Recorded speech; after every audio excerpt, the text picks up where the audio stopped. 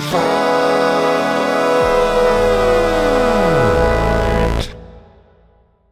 What's that show called? Community, right? Yep. Mm-hmm. And the Christmas episode where they're like trying to get everybody to join the Glee Club.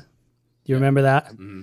And very agreeable. And you remember when they went to Pierce, the older guy, and they sang this like they sang this baby boomer song, and they're like, they're like trying to appeal to his like what's the word, like ego, his generational ego, by saying that baby boomers did like everything. They created microchips and like the civil rights movement and all this stuff.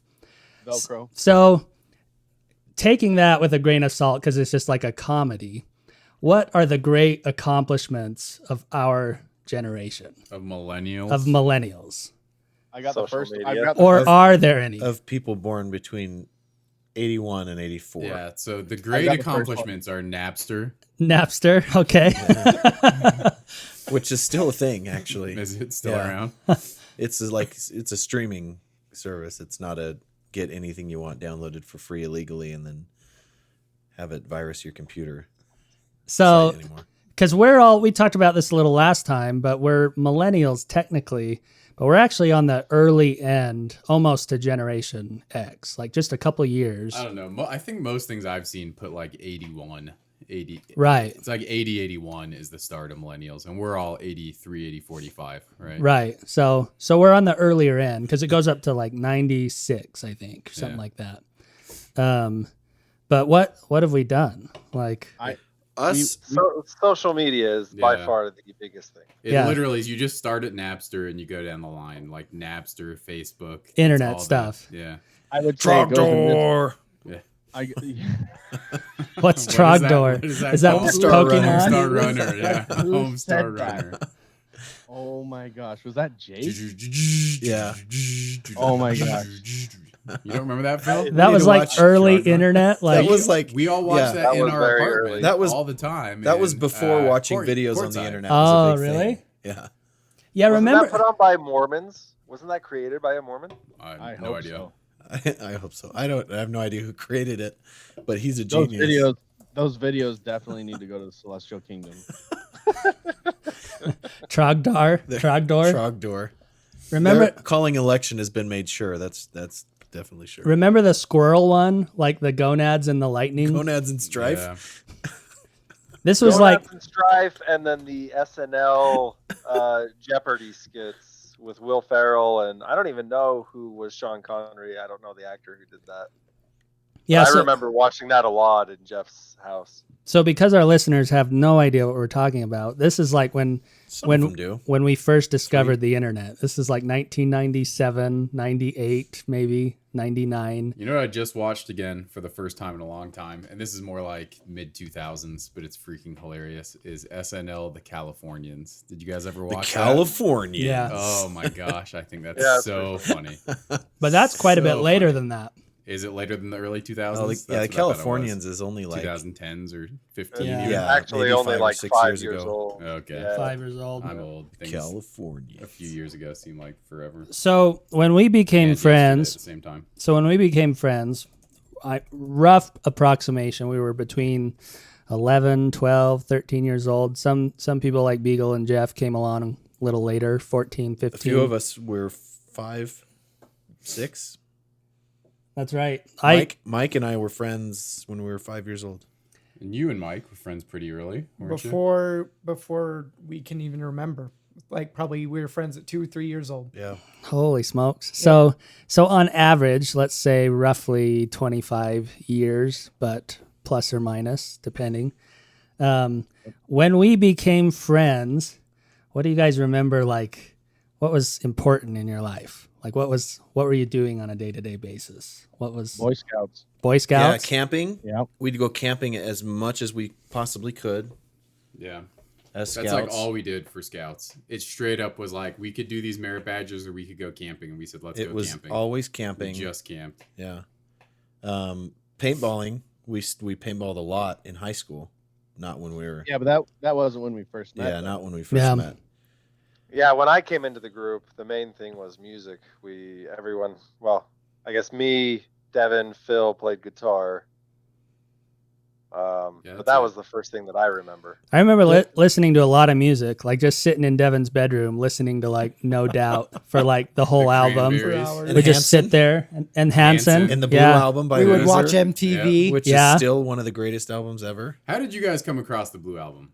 I'm actually So interested in before we became friends, I think I found through Nathan's. I think I found it through Nathan's. Yeah, That's I was a interesting. neighbor with Nathan. right. You were a neighbor. So I asked because maybe I'm the only person who had this experience, but Windows like 95 or something came with the Blue album Buddy Holly music video on it. Yep. That's how I discovered. Yeah, that's how I discovered Weezer. I literally just found it on my computer, watched the Buddy Holly music video, and said, That's it. This is the greatest thing ever. I'm now into music.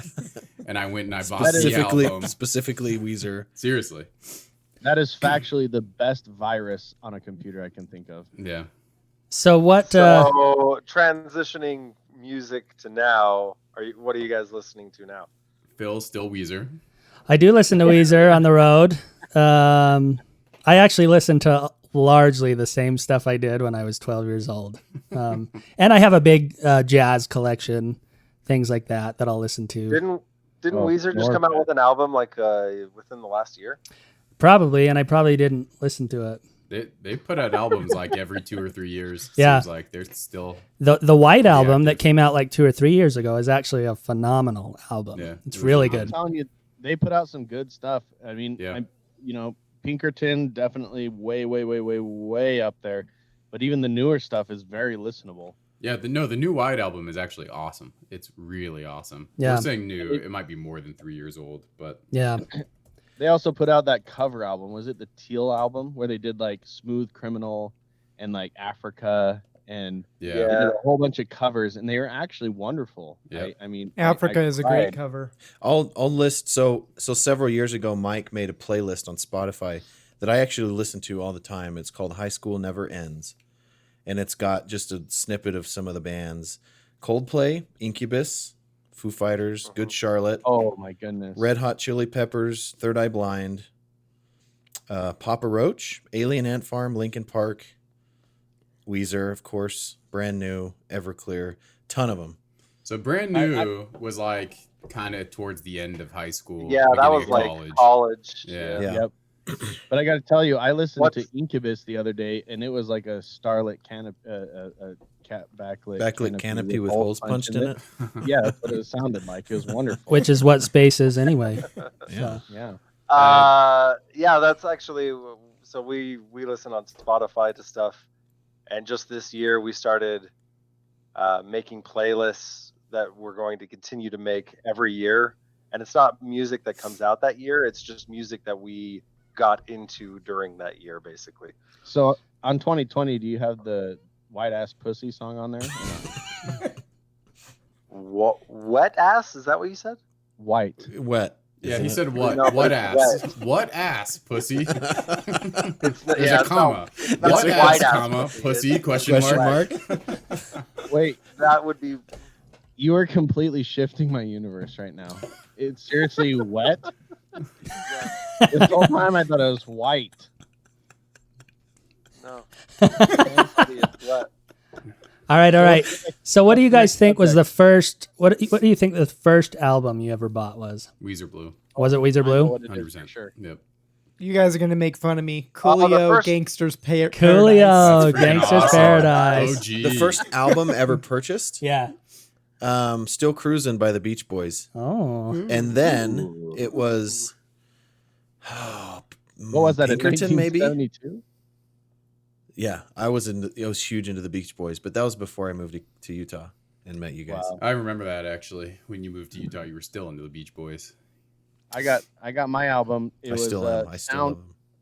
Soundgarden, Black Hole Sun. Oh dang. Oh. Nice. That was the first album I ever bought. Mine was Oasis. What's the story? Morning Glory. I got that one that's too. Yeah. Good That's one. an amazing album, Yeah. actually. Yep. Yeah, no, I was really into movies and soundtracks. So I don't know if you remember, and maybe Jeff will know this.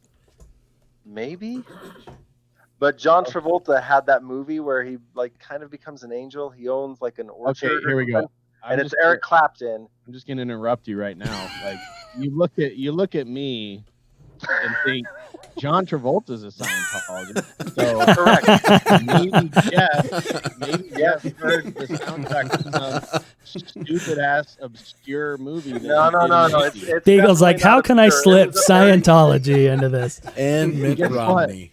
No, literally, this was the first album that I got. It was the soundtrack, and Eric Clapton had the single for it. Oh, you're talking about Millennial Man, or what's it called? No, you. You're talking about the John Travolta movie where he like gets He hit. becomes like an angel. Yeah, he gets hit by a meteor and he's super smart and he can move things with his mind. No, he has cancer or something. He doesn't get hit with a meteor. Yeah. I don't remember the meteor. There's like a want to say he bright was light sick, comes but out of the sky. That's manufactured in his brain because of the cancer that he has. He sees that, but that's not a real thing. No, it's an alien that gives him smartness. I thought he has cancer. He gets cancer brain also cancer. as a byproduct of the alien. But you're blowing my mind right now. I don't think they talk about an alien. Movie. I'm just gonna look up the movie so we don't have to argue about it. Phenomenon? Phenomenon. Phenomenon. Yep. We'd prefer That's what if you it is. didn't look it up and we just argued about it. I thought you were talking about Powder. Powder was I've good. never Powder is an even heard of alien that. thing. Powder straight up is an alien thing. But I don't think. But yeah, I don't think it was Phenomenon was. either Phenomenon or it was what was that Harry Potter. Moses animation movie, The Prince or Prince of Egypt, Prince of Egypt. Yeah, Yeah. I loved the music in that. Mariah Carey, and That's a good soundtrack. what's her face that died? Oh, I don't know. I remember Aaliyah? Jeff Goldblum The was like Joseph. Most or amazing something. singer ever. Yeah, he was. Whitney Houston and Mariah Carey. Oh, Whitney You Houston? will when I don't remember that. you believe. But yeah, I loved that music beautiful. when I was a kid. Sing it. This microphone makes everything sound beautiful. Hey, so just for the record, though, I said that the first album I ever bought was the Blue Album, which is true, but I'm pretty sure that I bought it from like, oh gosh, one of those magazines where you like order a bunch of CDs all at once. You guys know what I'm talking about? Yep. And so included in that, I don't remember what they're called, but anyways, included in that was Chumbawamba Tub Thumper, Hanson Mbop, or whatever the album was that had Mbop on it. I'm pretty sure it was Mbop. Cranberries, No Need to Argue, I think was the album that's around that Cranberries. time period. Phil was into cranberries. And Oasis. What was that? What's the story? Morning Glory? Yeah. Devin, I actually understand why you turned out to be such a good person. Okay. Good. He was always wondering. Because of that music. I feel like there's a good mix of like, I'm proud of what I purchased as a 12-year-old or however old I was, and a good mix of like, what the hell? So you have a really good mix of like actual good, wholesome, great music that's going to really bring you up. And then you also have Chumbawamba Tub Thumping. Yeah. And then there's Hanson. Tub Thumping. And Hanson. So here's a question I raise.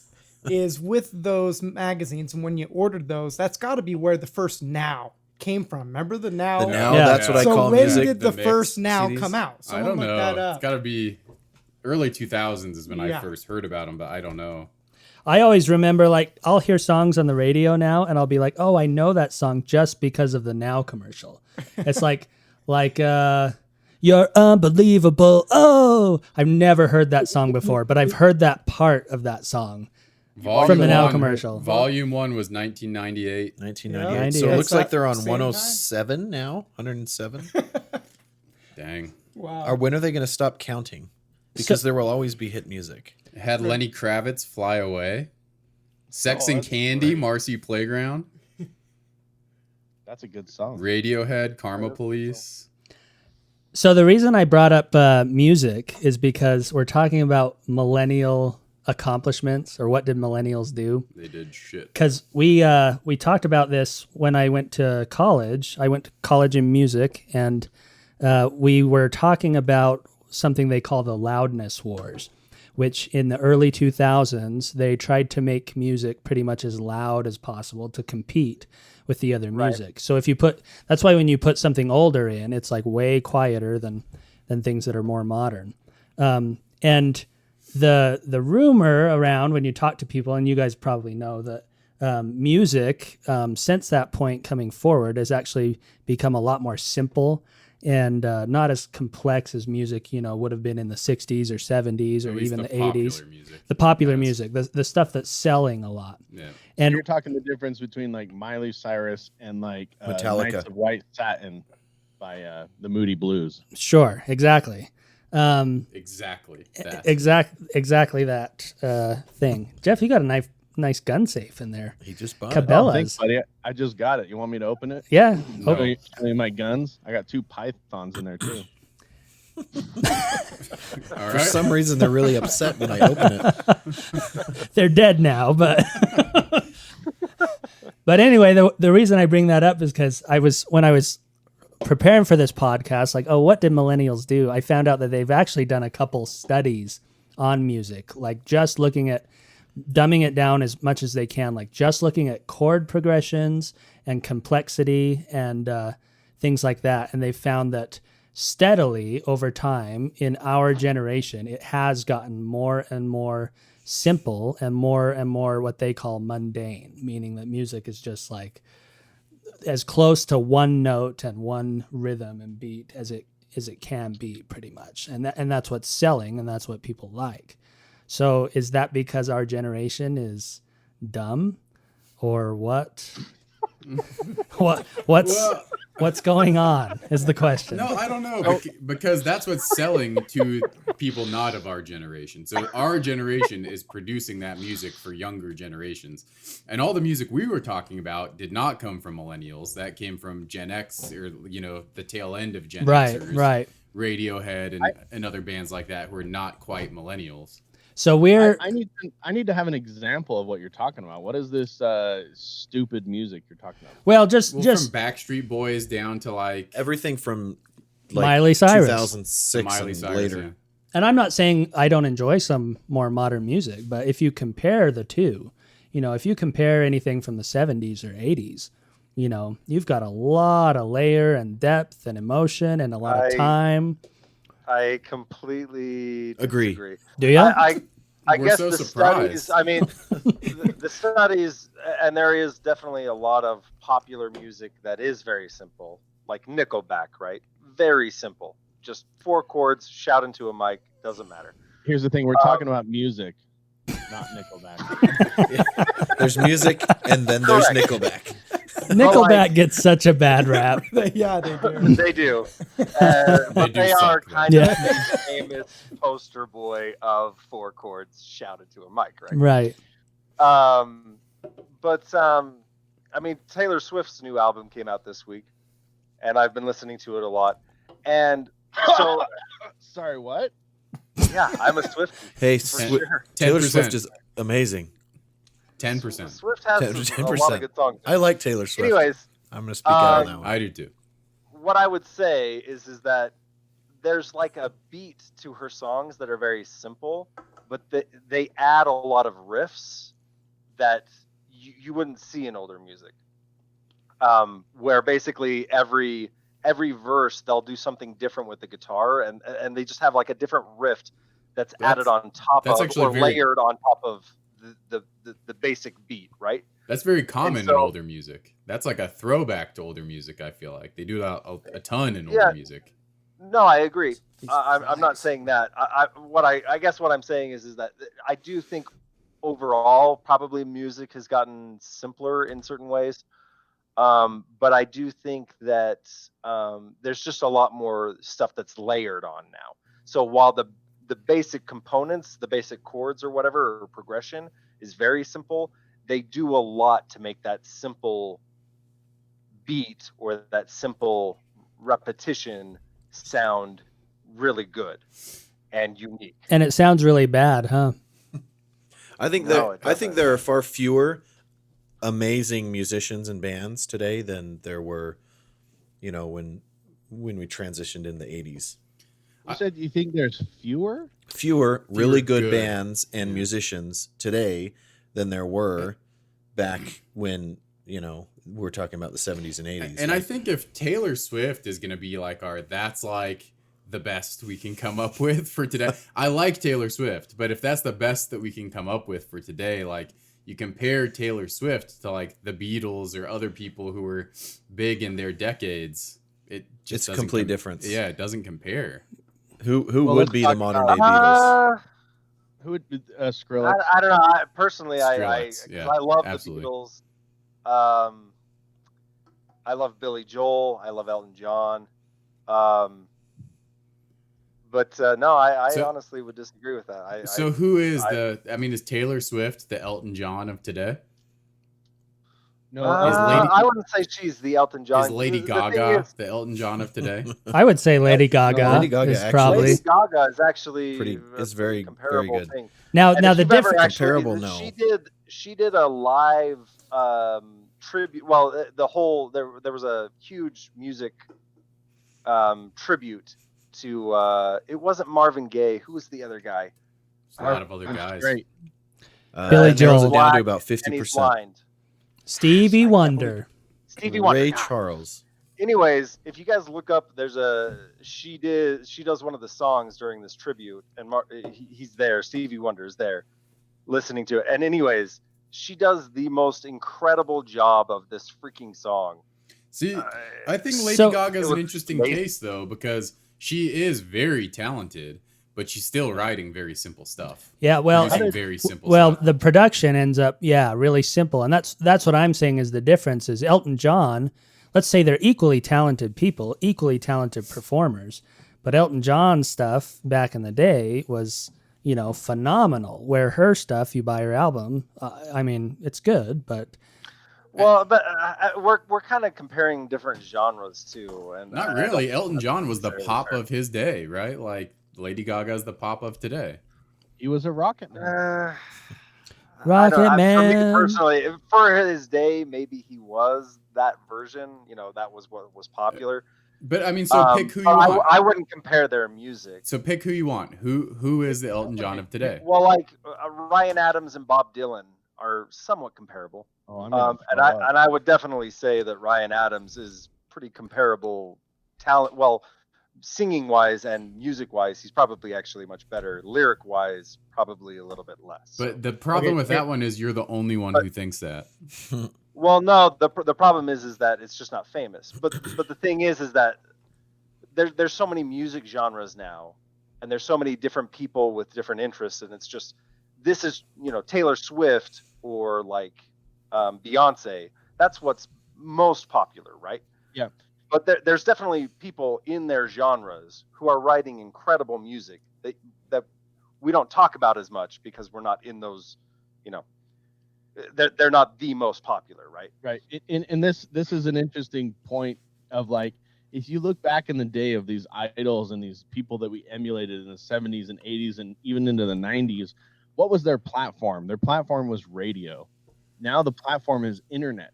Like, when you're in the 90s, it would be very difficult for you to find a Cradle of Filth band because it wasn't on the radio. It would be very difficult for you to find some crazy, obscure, ace of dubstep type of artist or DJ from the 90s because the platform was radio. And so if it didn't get onto radio, it didn't matter. But now you have the internet. And I'm telling you, I'm sure me and Jake have similar age kids right now, and Bear's got some too. But like, what do our kids listen to? They listen to these weird internet songs. Like, that were mixed. This song. Yeah, my kids love this song that's from a YouTuber called Tortinos, and it literally is just Tortinos, hot pizza rolls, Tortinos. And that's like a commercial. That's like a jingle for a commercial. It's an actual song. No. But what I'm saying is 7 minutes long. That. And I remember when I was a kid, I loved little like commercial jingles. But here's the deal: that song, Tortinos, hot pizza rolls, will never be on the radio, but it has an audience, at least in my house. Right. Bigger than a radio audience. So that's something. But like. I guess just to finish my point, like Macklemore is a really good rapper. He actually writes a lot of good, like complicated music, and good lyrics. Ludacris as well.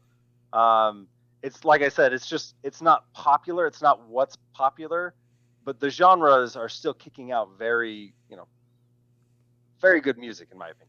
But So- I think it's spreading out. It's spreading out the population. The population doesn't Yeah. have one thing that's popular. It's now many things that are Right. popular. So Go so ahead. hip hop is a good example because if you compare modern hip hop to stuff in the early 90s, To real hip hop. yeah, the modern stuff tends to be very electronic, very like Not good. Produced. monotonous. Like, so you throw a drum beat down, you loop it, and the drum beat is all digital.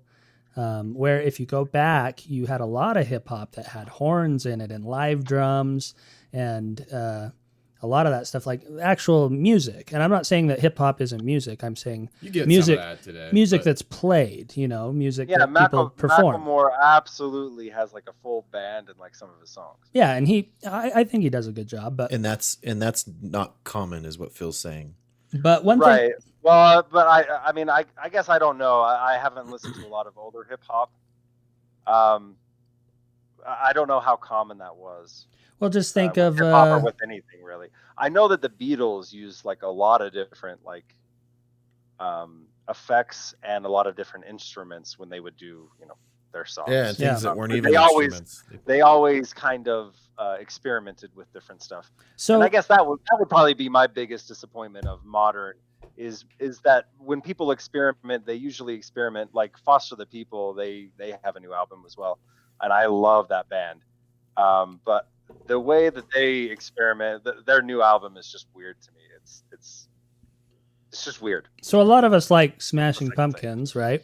we did. Yeah. Or did. So Melancholy and the Infinite Sadness is a big long album, really experimental. Just a lot of songs that just go way out there, crazy guitar riffs, crazy effects, things like that. That was in an age when everything was still recorded analog, so they had big reel tape machines. It was really labor intensive and took a lot of time and money to make an album.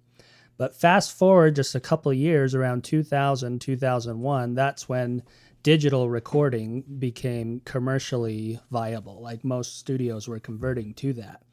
Digital recording makes it so that people can, if you buy a laptop for $1,000, you can now record 200 tracks of music, bigger than their large format mixing consoles could have done before. But now instead of hearing a lot more complex music and a lot more experiment and a lot more layers, it's gone the other direction. And my question is, why is that? Like I said, I guess I just disagree. Like I said, I think that the most popular music is probably that way. But like Foster the People, the album before this album, their new album is pretty complicated. But their old album is also like it's incredibly good. You can tell that they're incredibly good musicians. And Well, they go out of their way to prove it. and I shouldn't say that music's not being made. What I'm saying is Right, what's it's not selling, popular. what's making the money is kind of the opposite. And I'm wondering if actually the ease of being able to make music now, that technology, which, now we can all make music from our laptop, has that actually flooded the market with music, which creates more competition. And that's what actually drives this like simpler, dumber, like what we really need to stand Something out. that We you need can get into very quickly. we need the simplest hook possible. We need the fattest drum beat in your face. And it's just like that. Like Billie Eilish is really huge right now. And she's really big largely because it's just simple. It's And like, she's doing nothing new either. She's Right. doing the same stuff. right. Her lyrics are very good, though. I will say that. You know why she's so popular? Because she's a bad something. Boy. She's a bad what, Jeff? Oh, she's a bad, A bad daddy. Boy. bad goat. I'm a bad dad. One thing, though, I think that I've noticed, at least, is that because you keep saying, Beagle, you can find some really good stuff. And I agree that you can, and it's just not as popular. But even the good stuff that I find these days, I find in general that I'll find a band that's really talented, so they'll make really like complex music, like a really good talented guitarist that can shred, but then their singer will not be that great, you know, or their lyrics won't be that good. And I haven't found anything in a really long time that like has it all. You know, like the guitarist is amazing, the drummer is amazing, they write good lyrics, they have a good singer, the front man is entertaining. Like I don't see any bands these days that have the whole package like bands used to have the whole package. A good example. Wouldn't Muse fall under that? I mean, for me personally, Foster the People is absolutely perfect package kind of stuff. I agree with what you're saying ultimately, because that, like, I'll get into a song musically, but then like, you know, the vocals will come in or lyrics, and it's just like, oh, this is not that great.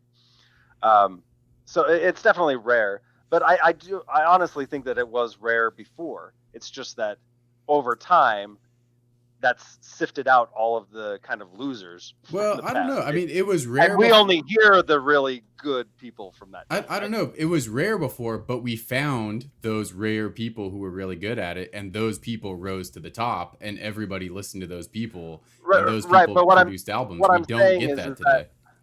What I'm saying is that I'm positive that people back in the day probably had this very similar discussion where it was like, oh, we've got the Beatles, we've got Bob Dylan, even though people, you know, don't even like Bob Dylan a lot.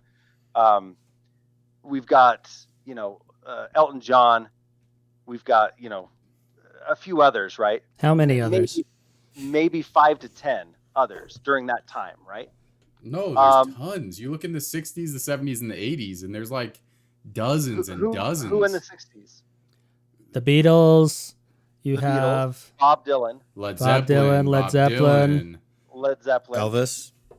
Elvis Presley, the 50s mostly, but Johnny Cash. Yeah. No, Elvis was all the way up Cash. to the 70s.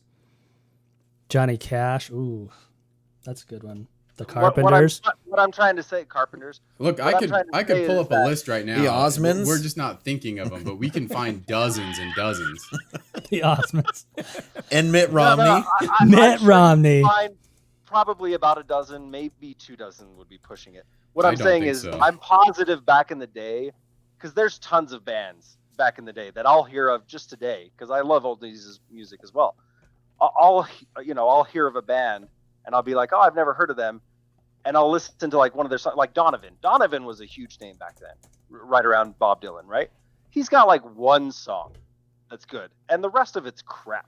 MC Hammer, like MC Hammer. No, man. So, all right, here's a list. What I'm saying is that back in the day, I'm sure there were tons of people that were coming out, and really it was just like 5-10 bands that were really good that stood out, and everyone else pretty much just. I don't think so. Listen to this: The Beatles, the Rolling Stones, the Beach Boys, the Who, Led Zeppelin, Creedence Clearwater, the Doors, Pink Floyd, Crosby, Stills and Nash, Simon and Garfunkel, Velvet Underground, Mamas and the Papas. Never heard of that. Oh, the Monkees. These are all like crazy popular bands.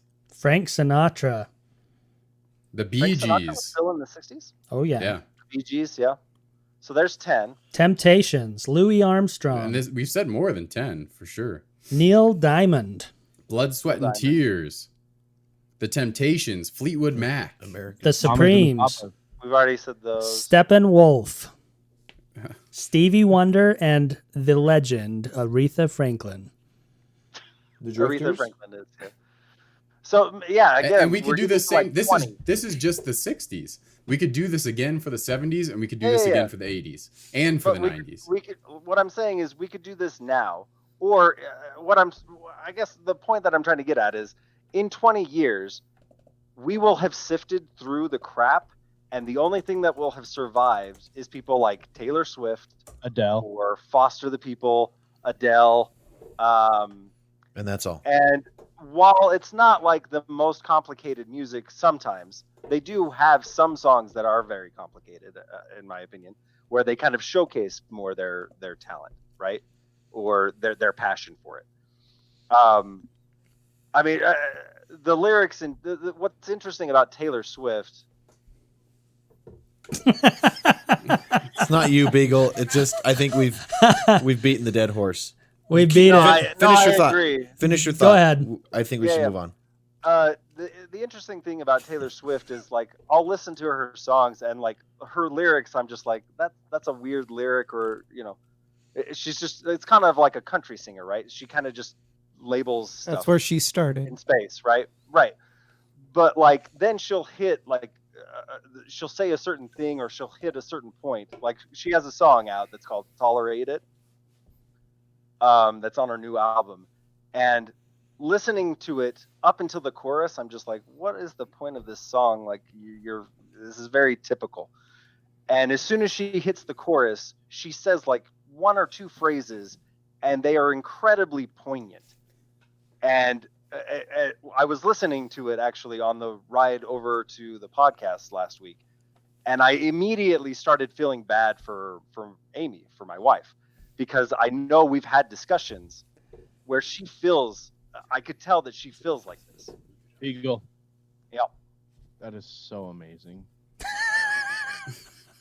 Tell me. I thought you were gonna say your wife was gonna be jealous of Taylor Swift. Here's a list of the most amazing. Here's a list of the subject. best. Here's the list of the best-selling artists of the 2010s: Adele, Taylor Swift, Justin Bieber, Eminem, Drake. Justin Bieber is really good. Oh, Beagle. Oh man. Oh no, that's not a joke. Justin Bieber is really good. Lady Antebellum, Luke Bryan, Lady Gaga, he's Jason musically competent. Aldean. I don't even know who that is. Aldean. And He's a guess who country singer. number 10 is? Greatest selling band of the 2010s? Imagine Dragons. The Beatles. Hell yeah. What did they base that on? This On is sales. This is sales. Sales of of albums. albums. Yeah. Where did That's the Beatles awesome. end up? Because didn't Michael Jackson own most of the Beatles songs? And somebody else just bought a bunch of them. I can't remember who. Someone really rich. So Bob Have to be Dylan just rich. sold Who is his it? catalog to Sony or somebody like Yeah, I that. saw that as well. They don't know for what price. I think it's a couple $100 million. But yeah, the Michael Jackson estate, I believe, owns the vast majority of the Beatles' work. Yeah. So when we I know. Moving on. when we became friends, Michael Jackson was like he was still a hit thing. Yeah. It was like Kind perfect of on his way out. But perfect color. Or what was the hot one in the early '90s? doesn't matter if you're black or white. Yeah. If you're black or white. So Do you want me to sing an expert of one of his songs? sing it. Move on. Man in the Mirror. Maybe that's the one I'm thinking of. So It's called Trent and have him be the So expert. fast forward, we now highly suspect that he's molested maybe dozens of little boys in With a Macaulay Culkin. special ranch that he built. Like, Did you guys watch what was that on HBO? The documentary? HBO documentary. yeah, That was No. disturbing, hard to watch. pretty rough. Yeah, So What'd you call it? after I watched that documentary, I was convinced that Michael Jackson was guilty. I didn't listen to his music anymore. Whenever I heard it on the radio, I would like turn it off, like really just disgusted, right? That oh, probably not really me. hurt him. I was like, That hurt him. Filter I'm it still out. listening. My brother, Yeah, I'll still listen. He's amazing, right? Like you can't not listen to Michael oh, Jackson. he's definitely very He's talented. amazing. But every time I heard him, I could just only think of that documentary and those kids, and I was just like, oh my god. And I couldn't so get the out of my children. mind. Oh, Your the little heart. children. Your heart is. Amazing. And cut. Yeah, I think you just took it. Take too 5, far. guys. that's the one that Devin's gonna get fired for. Yeah, exactly. That would be, yeah. But what I was going to say was that my brother apparently watched a documentary about the court cases. I think it's on Amazon. It's either Amazon or Hulu or something like that. But anyways, the documentary is basically just talking about every court case that's been brought towards Michael Jackson for pedophilia. They only wanted money. That was it. Well, it's hard to say that because and if you're anyways, basing that off of they settled, then that No, that's not that they settled. It's that they only took it to a court because they were seeking money. well, of course, That might have been their only option. Settlement outside of court. Maybe. I don't know. I haven't watched the documentary, but anyways, he watched this documentary and he walked away thinking like, oh, all of these cases are crap. And it's sad what they've done to this guy. Isn't that your only option if it's been a certain number of years? A certain I number think of years there's have a passed. stipulation. statute of limitations. So if it's a civil case, meaning you're just suing somebody, it's not a criminal thing, then money is all you can get out of it. So like you could say, I want a court order for them to absolutely charge him with a criminal conduct. Well, you can't though. A prosecutor has to. So like you as a person though, if you're going to sue them and the prosecutor's like, oh, there's not enough evidence, the only route you have is a civil lawsuit, and the only result of that is money. I mean, you could sue for one. Sometimes people sue for $1. They're like, oh, it's really only about them just being shown that they were wrong, so they're going to lose. I want $1. I also think from those people's perspective, they know he's super rich and they know they can get a lot of money out of him for these things, and that is very tempting. And so if they chose to go that route, even though going the criminal route might have been an option for them, it's hard to blame them and just say they must be lying, because they have this opportunity to get millions of dollars. And, I don't know. Yeah. I'm not saying it's the right choice. Like I said, I haven't watched the documentary. I'm very interested in watching it. Yeah. So I'm not saying it's the right choice. I'm just saying it doesn't necessarily mean they're lying. Yeah. Back to my question, what have millennials done that's good? A lot of tech companies. So we've said a lot of social media and stuff. So do you guys think that is a positive thing? Like if you look at the state of social media, overall super negative. I want to bring this up. No, I disagree. I think it's it's both. It's a plus and a minus. You let someone else have a turn. When Jeff's done, I have one. What do you think, Bear? Social media, good or bad? Definitely bad. Yeah. Haven't you guys watched that Netflix show, The Social Media Experiment, or whatever? Social Dilemma. Yeah. Like that's just a tip of the iceberg, but it's definitely not a good thing. So I've heard about that documentary a few times. Run that down for me, because I haven't watched it. So essentially, I'm assuming. No, I want Bear to answer. Oh, I'm assuming what they talk about. Phil, shut up. Yeah, if you can break that down. So break it down. So the Social Dilemma is talking about how it starts with kids getting on their phones a little bit, and then they're on their phones, and then they get addicted to their phones and social media and talking with their friends. And a mom tries to lock this phone away from the child, and the child throws a huge fit and tries to like break things and everything to get to the phone. And finally the parent just gives in. But then the kid gets super depressed, and then another one of the kids gets depressed and then ends up going and joining like what was kind it? Of gets into a semi-white supremacist kind group. Of group, yeah. And then they go to like protest and things, and then one of the kids gets thrown into jail, and it just takes it down that. Now obviously that's extreme, but they're just showing what that is. So like one of my big things for my daughter is that she doesn't have a phone right now, but I can't tell you how many of the kids in her class already have a phone, and it's ridiculous. How old is your daughter again? 10 years old. And I mean, there was kids they're 6 years old and they were having cell phones. And I think that's just mind boggling that you would give your kid access like that. I don't care if they have parental rights and like parental restrictions and those things on there. That's to be able to put that into your child's hands at that age is just not good for the mind. And then these kids get addicted, and they're staying up until 2, 3, 4 in the morning. They're not getting enough sleep. And all they're doing is on they're trying to get likes, trying to get hearts, all those things so that they can feel good about themselves, rather than having an interaction like us as when we were hanging out, when we started hanging out as friends, and we were just, throwing snowballs at cars and just having a good time. Yeah, right? There's a lot of stuff that kids get into with phones they don't understand. But my wife, Stacy, and I want to start a phone handling course that we have parents make their kids pass in order to, get their first phones. There's like a whole lot of stuff they just don't get what they're getting into. See, I think that's an interesting idea. But I wonder how effective it would be, because it would be like you talking to these kids, trying to help them understand, versus a bunch of actually like psychological experts who have programmed these things over like decades now to be as addictive as possible, to do everything they possibly can to get these kids to just keep scrolling, just keep watching, go to the next YouTube video, get the likes. Like, it's all programmed to just be as addictive as possible. Yeah, it's to keep you scrolling. I'm going to say this before Beagle has anything to say about it. I would bet money that he is in disagreement with this because it is the main source of his like news media is a social media platform. Go Beagle. No, you're definitely right. It is my main source of news, and that is the and Twitter. You're talking about. Yeah, Twitter. Yeah. Yeah, Twitter. I don't go on Facebook a lot. It is incredibly addicting, and that is the negative aspect of it, right? But the benefit of it. Nope. I mean, that's a joke, but I actually agree with that statement that no, there's no actual benefit. We were fine before it came around. Like it was. Let me tell you, we were fine. I disagree. So we weren't fine. We were limited to kind of like what Jeff was saying about the radio. Whatever executives are in charge will tell you what to listen to, and that's what you get to hear, right? Yeah.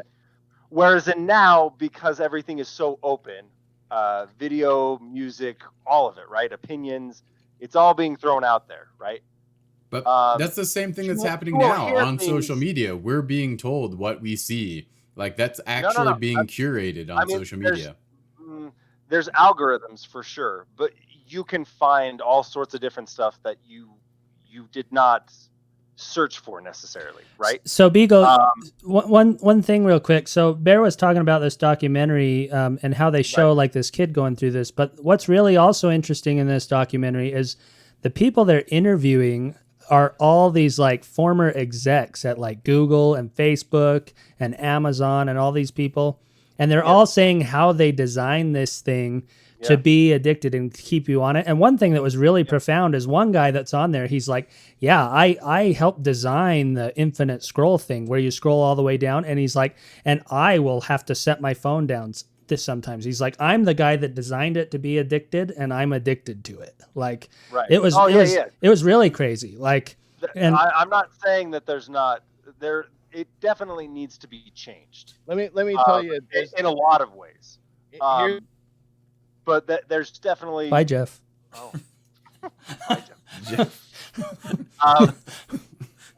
Like I said, I agree. Ultimately, it is a problem, especially for kids, and this is just a whole new universe for us as parents, for them as kids.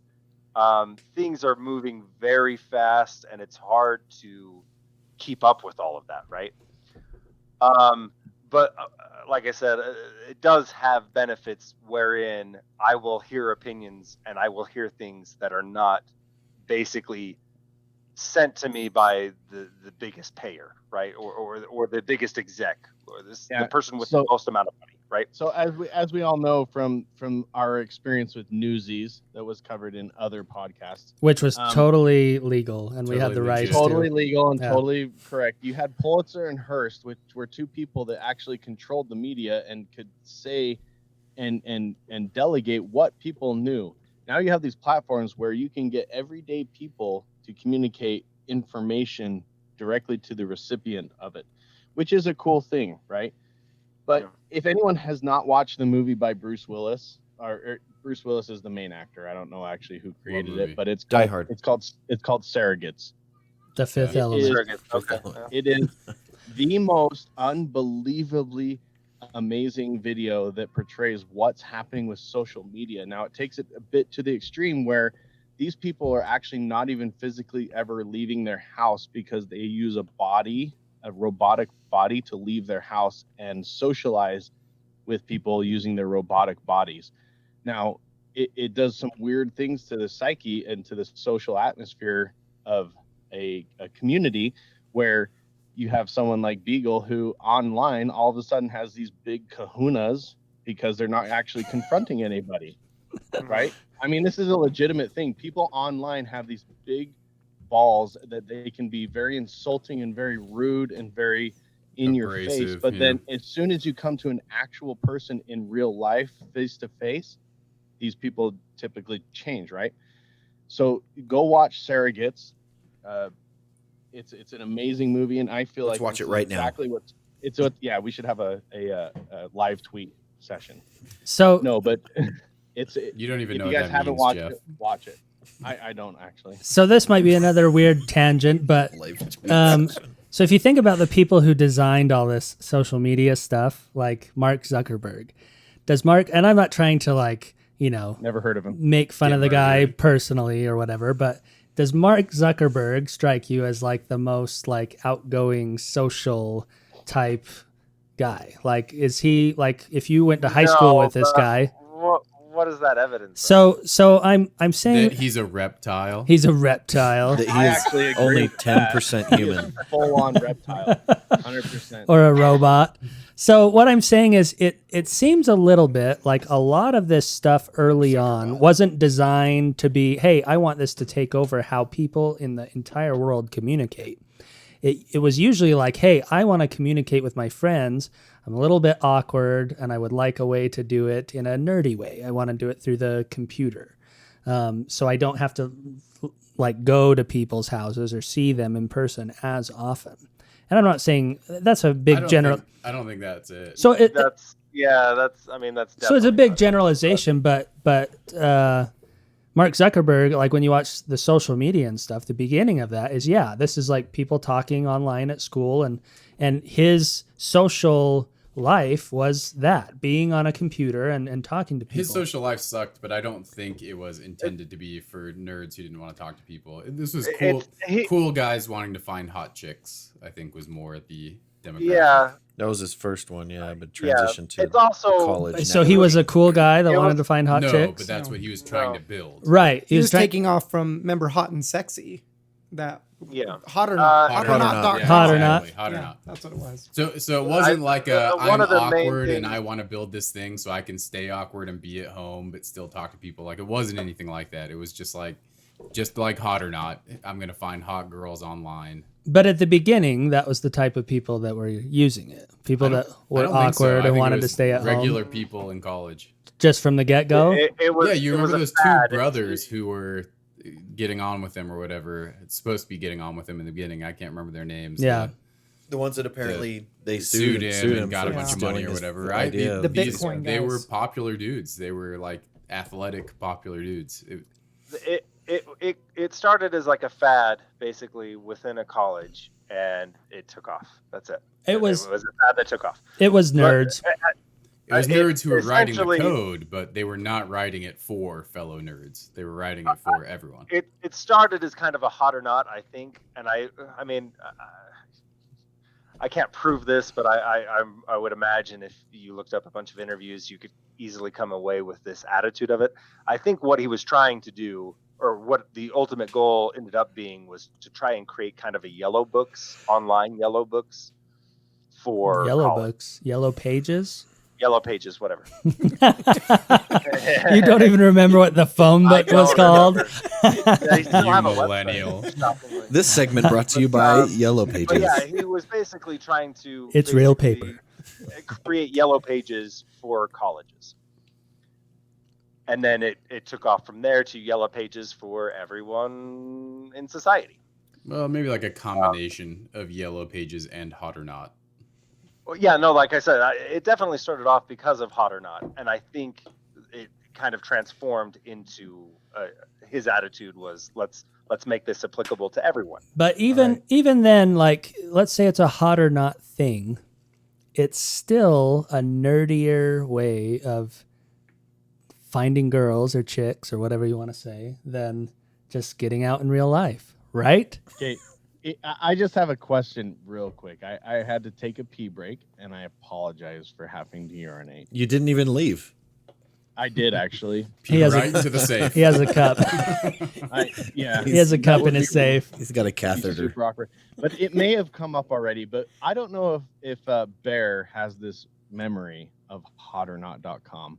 Oh. Bear and I submitted at my house a image on hotornot.com, and I took it very seriously as to what my rating was. And I don't know if Bear remembers this, but I'm talking like, you wake up in the middle of the night and you go online and check it to see like if more people have rated you as hot or not. But I don't know. Do you remember this, Bear? Oh, yeah. I took it very serious. My rating just for the record, was a 9.8, I believe. Oh, 9.8. Oh, Whoa. No, I definitely, I would abs. say I couldn't wait to wake up in the morning and, see who liked me, for sure. Yeah, and I think Wait, that I Jeff, was, what was your rating? Well, here's the thing. I was getting to that. Thank you, that. See, what had happened was The image was 30 compressed 30 improperly. minutes later. I knew I was not nearly as good looking as Bear. However, I do not remember what my rating was, but I'm sure it was not a 9.8. It was probably like a 8.6 or something like that. Oh, I'm sure. But- Yeah. Yeah. It wasn't I mean, 9.8, 9.7, 9.6 is range. Here's a question going back to the original, like when we met each other and today. So, Devin, I want to ask you, what would you rate me at a scale of 1 to 10 when we first met versus today? What am I rating you as? Like Looks. No, but I mean like look. from the perspective of like a hot popular girl or like what? Devin, you are looking way too into this joke. Like, just tell me what you think. Devin, When you imagine first the met versus- tornado So and the funny embrace. enough- Well, that's what I'm saying. Earthquake. If I imagine Funny the enough. tornado, I'm gonna rate you as a 9.8. And now what today? Tornado. Funny enough, for whatever reason, I was thinking about this sometime during this week, 10% and only? not this particular topic, but just in general, Jeff. And I would say, out of all of us friends, you have not changed. You have changed the least since we met till this point. Right? Phil's pretty Like, unchanged. your body Except I'm weight, fatter. your body shape, your face, like all of it. Like you are the same person. I could not grow a beard like this when I was That- 12. that would I be the promise biggest you that. difference. So that's a really good segue because I wanted to get into so when we met, we're 12, 13, 14 years old. Did we get into arguments back then Yes. when we were first friends? What were they about? Pyramids. And Pyramids? Who built them? So I thought that was a little That later, was like college. That was college age. Oh no. or like that eight- was high school, for sure. High school was way too much of like drama of like girls finding girls, snowballing people. yeah, there was a lot of girl drama, right? I was part of that It was- problem. It was be much honest. more activity. I do remember like cruising state, Yeah. picking up chicks. What we should do that night. Yeah. We weren't that shallow. I mean, yes, Devin, we did have who bit the pyramid type discussions. I remember having those kind of arguments with you, Phil, all the time So- in high school. So the earliest in junior high. So the even, earliest I remember was like when we went to Lake Powell. So how old are which we? was high school, right? No, Towards the end of I high re- school. I remember something a little bit younger than that. I remember having a sleepover with Devin and Mitch, if we're going to call people out on this podcast. And Maybe yeah. we shouldn't do that. Fair Maybe we should game, just Jeff. use first names. We'll just bleep their last names out. Yeah. I disagree, Bear. We should fully call people out. Anyways, Mitch. I agree. Mitch and Devin, they had a late night over at my house, and that tells you that we were obviously pretty young if we're having late nights instead of sleepovers or whatever. So Devin used to play devil's advocate, and he would sit underneath our maple tree outside, and I remember that Mitch would take one side and Devin would take the other, and I'd have to listen to them argue constantly. And it was over the dumbest things. It was literally like, are aliens real? And then Devin would take one side of they are not real, and Mitch would take the other side that they are real, and they would argue for hours. And I hated it back then, too. Yeah, we did these things all the time, and we would have. And yet Jeff decides to come back every single week. We had these kind of arguments. We'd have sleepovers at my house. We'd sleep on the trampoline. Yeah. And we would stay up all night long arguing about aliens or dinosaur bones and your stupid Pyramid. theories about God put those from other planets onto our planet. Oh yeah, Yeah. I do and this remember was that. junior high that we were doing this kind of stuff. yeah. That's real though, right? Yeah.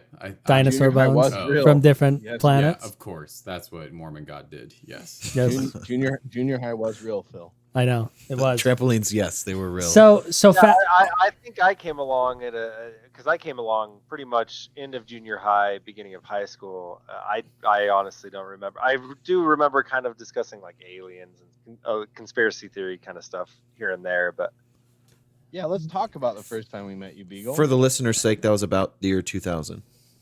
So let's talk about how In the all year night you were talking about 2000. clowns. In the year I think we need to wait for 2000. Trent to be here because Trent has like some deep rooted like Beagle wouldn't go anger home. about the Oh, clowns. he'll never forget that or forgive me for it. He'll never forgive you.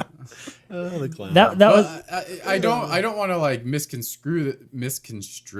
misconstrue. That we were always having these deep philosophical conversations and Right, arguments yeah, all the yeah. time. Sure, we were toilet papering, we were chasing girls, we were cruising state, we were Snowballing all the Throwing time. snowballs. we were playing paintball, we were on Hot or Not, we were doing all the stupid crap, but mixed in with the all rec- that, we A little were bit of having these- Napster here and Yeah, there. we were illegally LimeWire. downloading music, LimeWire. but we were making out with my sister Jake. Yeah, I was. Yeah, we weren't. I was. Well, no, there was a few of you. Well, yeah, not yes. Phil was. He's looking at you, Jake. But anyways, we were having these arguments as well from a very early age, I think. And I think but we argue more as we get older. Like it's more of an argument. Yeah, I think. Yeah. Well, we do a lot less of all the other things. We talk now. more about meaningful things We- now, yeah, which but- is natural. I mean, we were young and really cool back then. But I think we I also would do a actually- lot less of all the other things. We don't get together and go out to the backwoods and like wander around. We don't go play paintball like we used to. We're not chasing girls or dragging state like we used to. We do go backpacking Yeah, every there's once just in a a lot while. of positive drama from activity, and because of that, then we're kind of forced into. More Yes. arguments. I So have a couple disagreements. For one, I was never chasing girls. That makes me sound really cool, and I was not. And number what? You dragged state with us sometimes. yeah, because it was funny. To see us try and pick up girls. Or to try to get in Yeah. fights, which is And what then- we did and do then- Oh yeah. sometimes. Yes. Just try to piss try- older kids off. Yeah, exactly. To try and belittle the disagreements that we had talking about aliens and stuff, and how it wasn't as important of a subject to me. It was all that is the most important. Aliens? Talking about aliens, or Moon landing. talking about the moon That was a big one. landing, talking Yeah. about how the pyramids were built, or whatever. Yeah, so I think the moon landing was the first conspiracy I ever got into, which in the early 2000s was like a thing.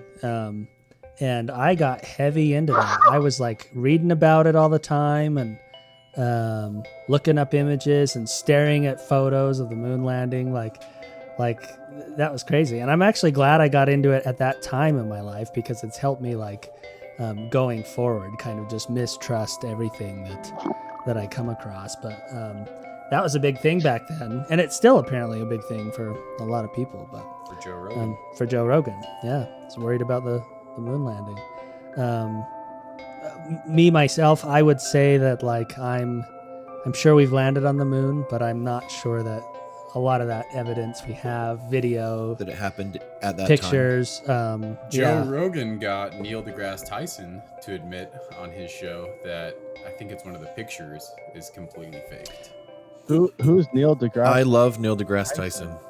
He's one of my That's a favorite cool- people right now. So yeah, he cool last name. he did show him a video. So he was like, Neil deGrasse Tyson was like, "Oh no, it's all real, it's all real." And he's like, "Well, I want you to tell me if this is real." And he shows him a video, and there's a flag Is there. it a and video, not a picture? It's a video, and he's like, "Okay, so there's no oxygen, there's no air on the moon, right?" And he's like, "Right." And he's like, "So there's no wind, there's no anything like that. If a flag is on the moon, it should just sit there and not move." And he's like, "That's correct." And he's like, "So watch this." And it shows a video of the astronaut bouncing in front of the flag. And then like a second after he bounces, the flag waves a little bit. And Neil deGrasse Tyson says your typical, "Well, I can't see everything going on. Like, I And he can't tries see." to Well, argue that when the flag can't was put see down, everything. that might have caused some vibration that caused the Yeah, flag to move, or the bouncing might have caused the flag to move. he kind of does that. But what's really interesting is his initial reaction, because you can tell he hasn't really seen this particular clip before.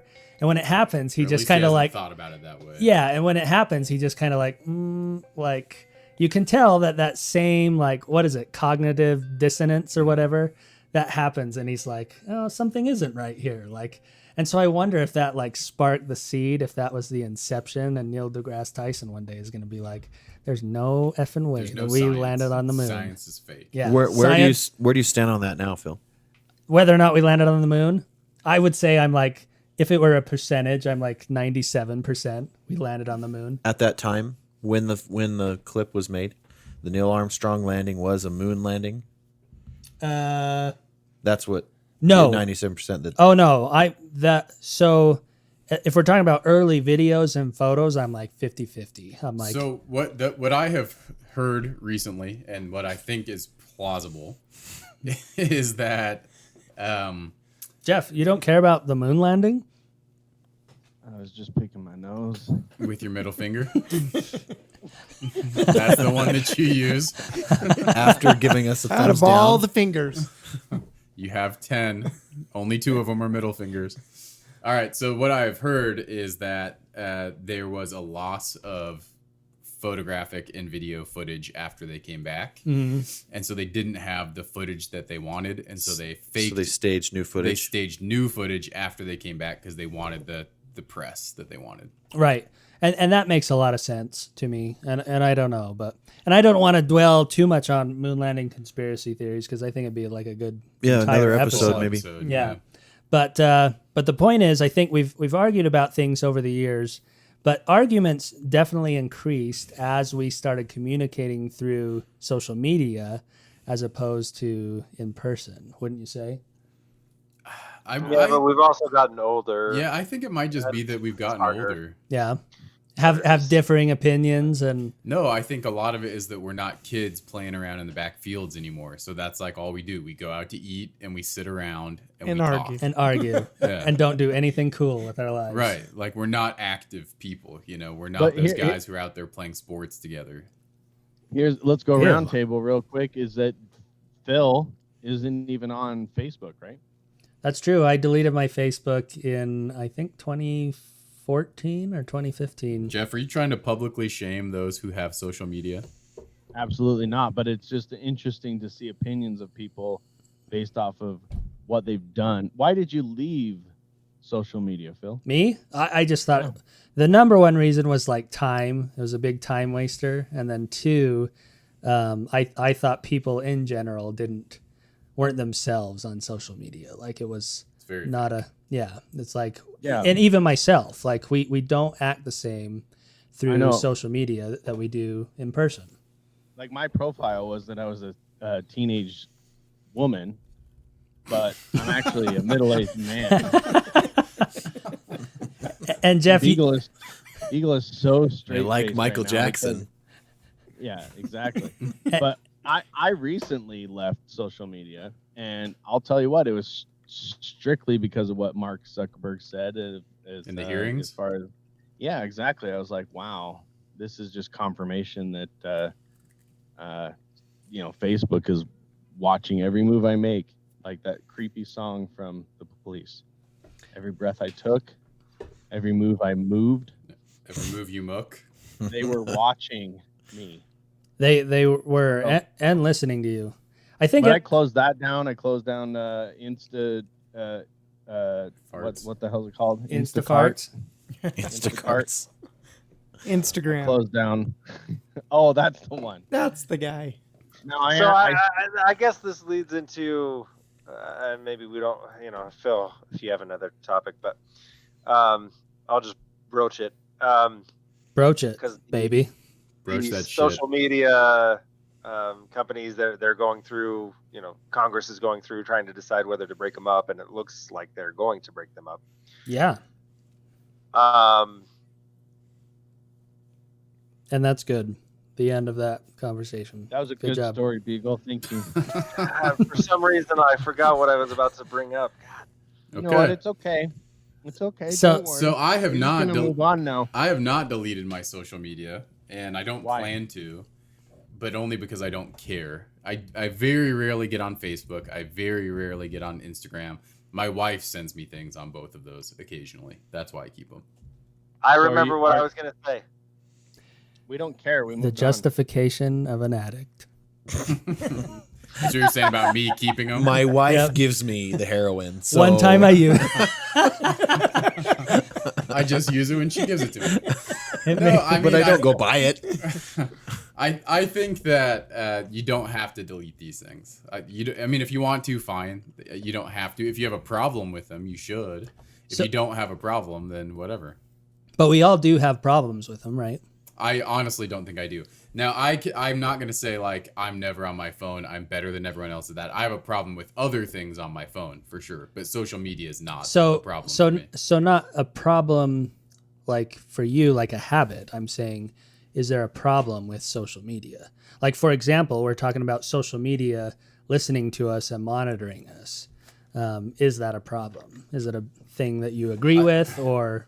Yeah, I think yes, it is, but your phone's doing that with or without social media. Sure, Right. like This was the segue that I wanted to get into, was this idea that Bill Gates and the Pfizer and Moderna and the vaccine is going to have microchips that track you or whatever. It's like, because I've heard these theories before where I've heard theories about government put stuff on our food to dumb us down, and then, so they can, manipulate us and track us and blah, blah, blah, blah, blah. And it's just incredibly silly given how much technology we willfully and how much data we willfully give companies in the first place without them having to do anything nefarious. well, That's the and interesting. Go ahead, That's Jeff. the interesting thing. If you tie what's going on right now with the book 1984, Which is is that- amazing. 1984 was this mentality of like the government was doing this to us, right? There's this oppression kind of thing in 1984. But if you correlate to what's actually happening in the real world, we're willfully doing these things. All the concepts that were terrible and degrading in 1984 are willfully being done by the populace right now. Right. Double That speak is leads actually back being to- pushed on ourselves from each other, right? Like there's a huge percentage of the population that is pushing double think and newspeak on the rest of the population. what are those things? I don't know what either of those Did you are. read 1984? It's been a long time. So it's just the thing about political correctness in general, using words that don't necessarily mean what the word says it means, but we have to use this new word now. That's what you because mean the by left- double speak? Yeah. Yeah. So these are concepts that were in 1984, and it's not the government, like Jeff just said, it's not the government doing it to us now. We're doing it to each other, right? And same thing with social media companies. It's not the government doing it to us, surveilling us. We are willfully agreeing to be surveilled all the And time. how So there was how an article that What's up, came Romney? out in 2016, either 2016 or 2017. It was pretty early into Trump's presidency, I want to say. But the article was about 1984 and the other book, which is kind of a juxtaposition of 1984, which is A Brave New World. And the article was basically arguing which side. We're way more a Brave New World than we are 1984. Right, that's what it was arguing, or posing the question of what society is more reflective of one of these two books, right? What's A Brave New World? Give me a synopsis of that. Well, I think the main takeaway is that instead of, it's still the government doing it to people in A Brave New World, so maybe it's not quite perfect, but No, it's not. it is. And the idea is that the government is saying we're going to give people drugs and pleasure, and that's going to placate them, and then they'll do whatever because they're placated with drugs and pleasure. Bear, do you still have social media? I do have social media, Yeah. and I am like addicted to it. Are you really? Yeah, like Is it a lot? I definitely get on Facebook too much, get on Instagram too much, those sort of things. I literally when I click on the app, it says wasting my time, and it's bad. I really should. How many hours a day would you say you? Not hours. Hours? It's probably not. It's maybe. I would say if you add it up all together, maybe 30 minutes a day. 30 minutes a day. What about you, Jake? You can be honest with us. No, I am being completely honest. Is that social media or on your phone? No, that's social media alone. That's just Instagram, But Facebook, do you do a lot of other stuff Snapchat. on your phone though? Yeah, like I mean, Yeah, I'm looking up stuff on Google, YouTube all the time. I would say that even more so. I mean, social media is a problem, but a factor in this that we're not talking about is just the fact that we have the world in our pockets, right? And it's very addicting. Whenever you're bored for even 2 seconds, regardless of social media, you can interact with the world in many different ways immediately, right? So how much time do you spend, Jake? Social media, I'm kind of in Devin's boat. I feel like it's not. I use it probably 15 minutes a day, maybe.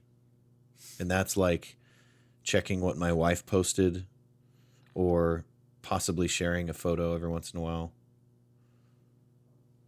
Wow. 10 to 15 minutes. Beagle? Twitter, I'm on quite a bit, yeah. How many hours every I honestly quarter of a day? No idea. You estimate. I feel like we're in confession right now. Yeah. Estimate. Forgive me for I have sinned. 24 hours and a quarter of a day. I'm on it a lot. A lot? Like all day long? Yeah, I wouldn't say all day long, but I don't know, probably 5 like hours a day. 3 to 4 hours at least every day. Every day? And that's your primary news source. That's like where you're finding out about the world and how it works and what's happening and what Donald Trump said. Well, I mean, that's what people said about what Donald Trump said. I'm not listening to what people said about what Trump said. I'm literally just reading like a tweet of Trump's or watching a video of his that somebody posted. Well, you know, I honestly don't even interact much with Trump. Yeah, right. But, you love him. Yeah. He's your Love favorite. to hate him at least. Does Reddit count as social media? Yeah. Yeah. It's just a chat room, right? No, I don't think so.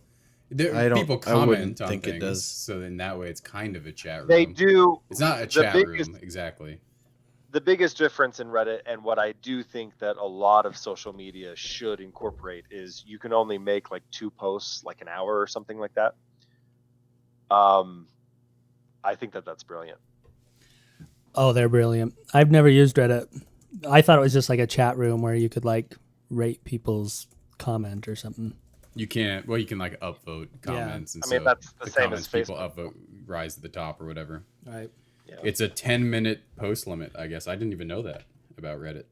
10-minute post limit. What does that mean? You got to wait 10 minutes until you can post again. Oh. I did not Trump know that. would hate that.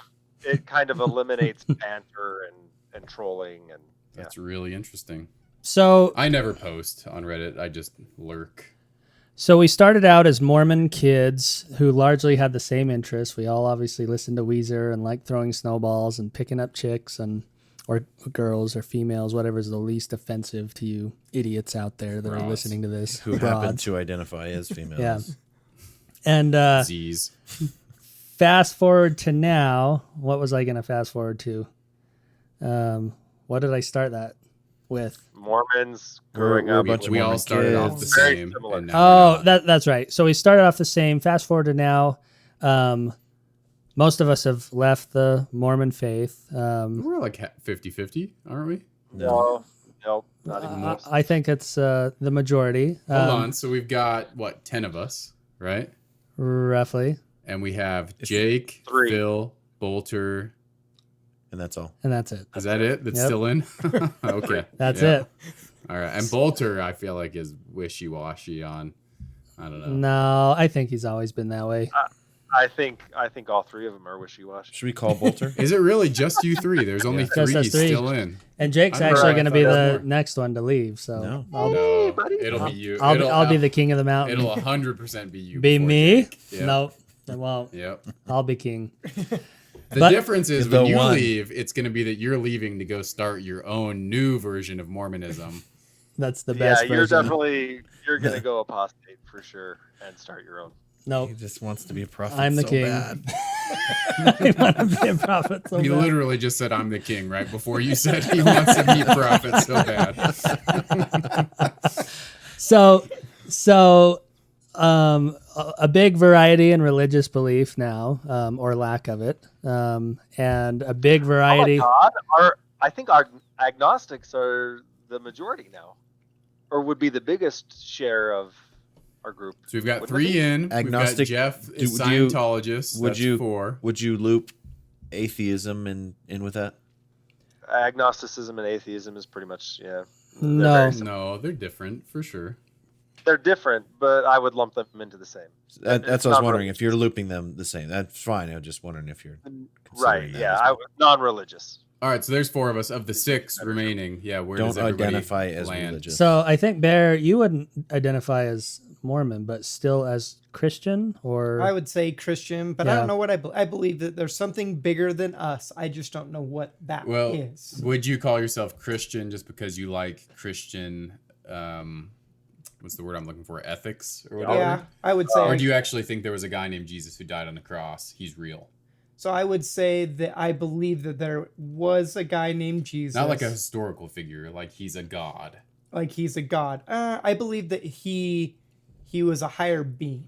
That's what I would say. That And he's the one we kind need of- to look to. no, I would not say that. So then you couldn't be possibly Christian because that's the whole point of Christianity is. And I'm not believing saying that, but Jesus- my overall ethics, I would say, kind of lean towards that. Right. So But- your culture is much more Christian, but beliefs is not necessarily, because Muslims think that way about Jesus, where Jesus is basically a prophet. So you're Muslim. you're Yeah, just okay. you're a Muslim. You're essentially a Muslim. Not that there's anything wrong with that. Well, can I say just that one of my favorite things about Beagle is that he is the most religious person that I know, but apparently he has nothing to do with religion. He always knows everything about every religion, period, but apparently he's not religious. I went through a religious journey, and I remember what I learned, Jeff. And he learned everything. About Very well every done. religion. Way You more know than all we of could it. ever You I learn. learned know it when you all. came out on the other end that you were right and everyone else was not you. No, actually, I have a lot of respect for like Muslims, Hindus. If I had to choose a religion, I would be Hindu. So Okay. PC of you. So PC. And very. Very well done. New very much PC, old PC was. It's also the Buddhist. very oldest religion that there is, so they have the biggest claim to truth. So If you Just don't- being if you don't old watch is what out- makes you have a bigger claim to truth. Oldness. If you Correct. so Wow, if you don't that's watch such a out, you're going to good. be you're going to be a cabinet member of Biden's. so differing religions, differing. Wait! I wanted to get through everybody. So we got Bear. Oh, okay. We have 5 more. Devin, I would say I'm agnostic. agnostic. Kind of similar to what you said. I think I like Christian. What's the word that I'm looking for? Ethics? Morals. I like That's- Christian morals, but I'm very agnostic as to. I think there's a higher power. I think there might be something out there, but I have no idea what it is. I can't say I know that. I just believe there is, and I hope there is. Yeah. Well, it's hard to say. You know it. Same. Either way. Yeah, so I think I'm really similar to you, Bear. Jeff is a Scientologist. Yeah. That's true. That's And true. he knows John Travolta really well. He, He knows John Travolta is true. And Tom one of the Cruise. things, one of the things that most people don't know about Scientologists is that we have watched every single movie that Tom either Cruise. John Travolta or Tom Cruise have been in. And you It's sleep actually a with them, prerequisite. and you It's a worship prerequisite. them. You And- hang out with This is them. why I can't be a Scientologist, You because I drink don't. coffee with them. No, see, you don't understand. You become a Scientologist, and then you get to meet Tom Cruise and John Travolta. It's that order. And You don't meet them and then become yeah. Oh. So you just you know. It's you just get a to step. hang out. You've been a Scientologist for like 12, 15 years? I don't know how to count. Oh. it's been a from minute. Since Since 2004. Yeah, Early it's been 2000s, about yeah. well, Almost let's see, I've 20 been married. years, I've yeah. been with my wife for about 14 years, so it's probably been about 12 years. Okay. Yeah. Yeah. 12 years. so Crazy. some varying religious belief. Whoa! We're not done. I yet. thought we got through Beagle. everyone. Yeah, we're not We got done. Jeff. We got Oh, we gotta go to Beagle. Beagle. Trent. I think Trent. No, was- No. Beagle. Beagle. I know. Whoa! Beagle. I think we covered Beagle. Beagle's didn't we? atheist. Are you atheist, Yeah. Beagle? I'm probably. I mean, I'm atheist. but Agnostic theist? I kind of like agnostic, just because I don't believe there is a God, which does make me an atheist. But I am very hopeful of something. But So, You believe Doesn't there it could depend be. So Beagle. depend on I don't believe in somebody calculating a bunch of stuff. No. I mean, isn't atheist? You know there is no God. No. So there's agnostic atheism, and then there's not. That's kind of why the term is weird, agnostic, because that's not really the term. It's not. Agnostic is the opposite of Gnostic, and all that means is Gnostic is Latin for I am sure, and agnostic is I am not sure. But we're not talking about the actual Latin definitions. When normal people say agnostic, they mean I think there's probably a higher power out there.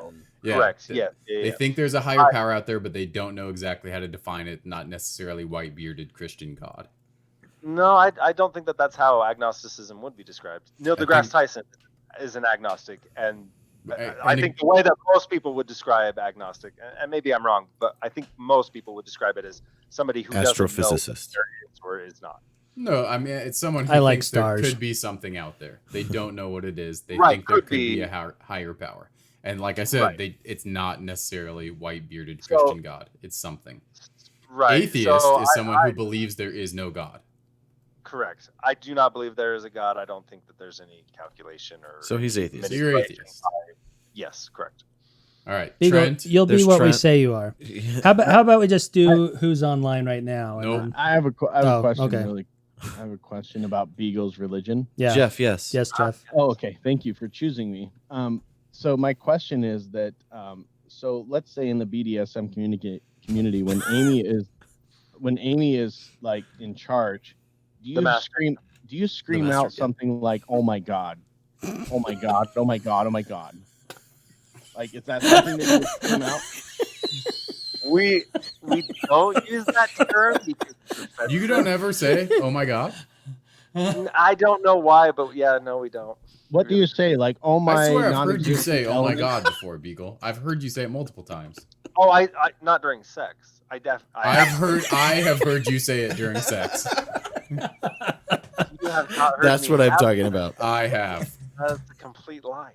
I'm gonna call Trent because you were a roommate of his with Amy. That's true. And, who he slept with. I'm gonna ask him which deity you oh my'd to. Do it. Oh, Tom Cruise. Just because we are each other's guys. This is like that argument, like, yeah, you don't believe in God, but when the chips are down and you're about to die, you're gonna pray. It's like when the chips are down and you're about to come, you're screaming my name.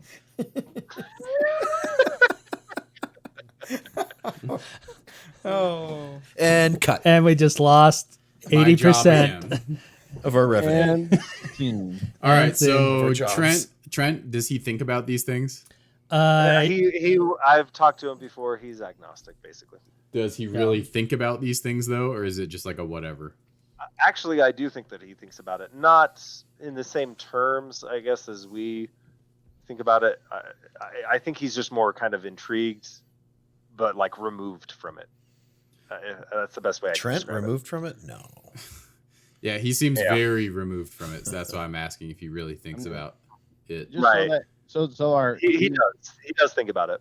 So that our he does think, right, guys? Yeah. Right, with his dick. So that our humongous audience out there understands Trent is red-haired. Not really, he is red-haired. That's true. That's He's his our race. expert on everything. That's his race. He also has a mounting system in his dining room for a sexual swing. This is the kind of human we're dealing with. Does he really though? Is that true? He does have a swing. Oh, it is 100% true. He has a sex swing. Yes, in his kitchen. Yeah. Next time you go to his house, I'll use look it. at the giant. Well, that's up to you. Push me, Trent. But you look at the giant beam. Look at a giant beam between his kitchen and his dining room, and you will see a giant. The house wasn't built around that concept, but it is a good but maybe it was. thing to We're use. not saying it wasn't built around that Depends concept on what his either. house identifies as, but yes. I've looked into buying those. I'm very interested. All right, moving on. Just go to Trent. He'll know. He knows where to go. We have Mike. He'll give you a coupon code. And here's. I'm just gonna throw something out there about Mike. Mike is a Mormon who's angry at Mormonism. Does that describe Mike? Mike is a Mormon. Well, I don't think we're supposed to talk about Mike because he'll be. I'm talking about Mike. I would say that Mike is really into laundry, like folding it and curating it and doing it. Like Mike loves laundry. You curate your laundry? Are you saying his religion is porn? Yeah. Wait. Laundrous porn. Oh, these I'm whites. pretty sure pretty obvious. Mike is agnostic. So Mike last described to me that he thinks humanist is probably the best definition of. He believes in people. Yeah, that people are good or can be good and blah blah blah. Yeah, I think that's a good.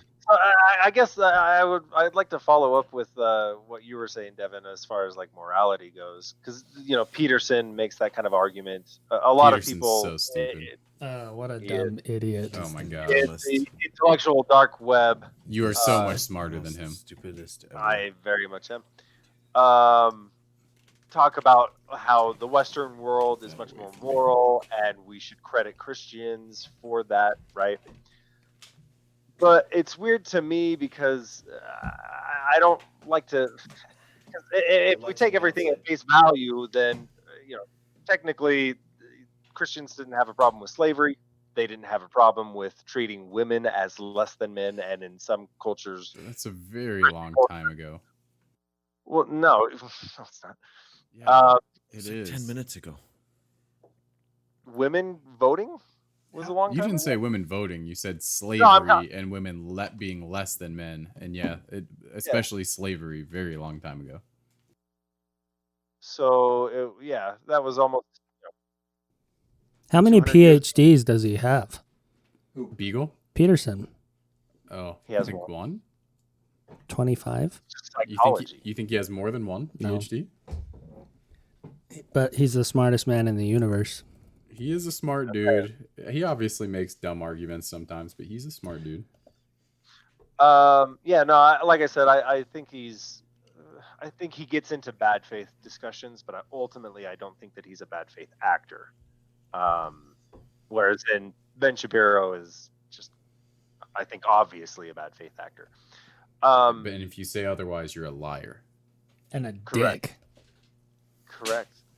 But anyways, they push forward this argument of morals from the Christian world, and we should thank Christians, and we should, Jordan Peterson calls Sam Harris essentially a Christian who believes in God because he got his morals from Christianity, right?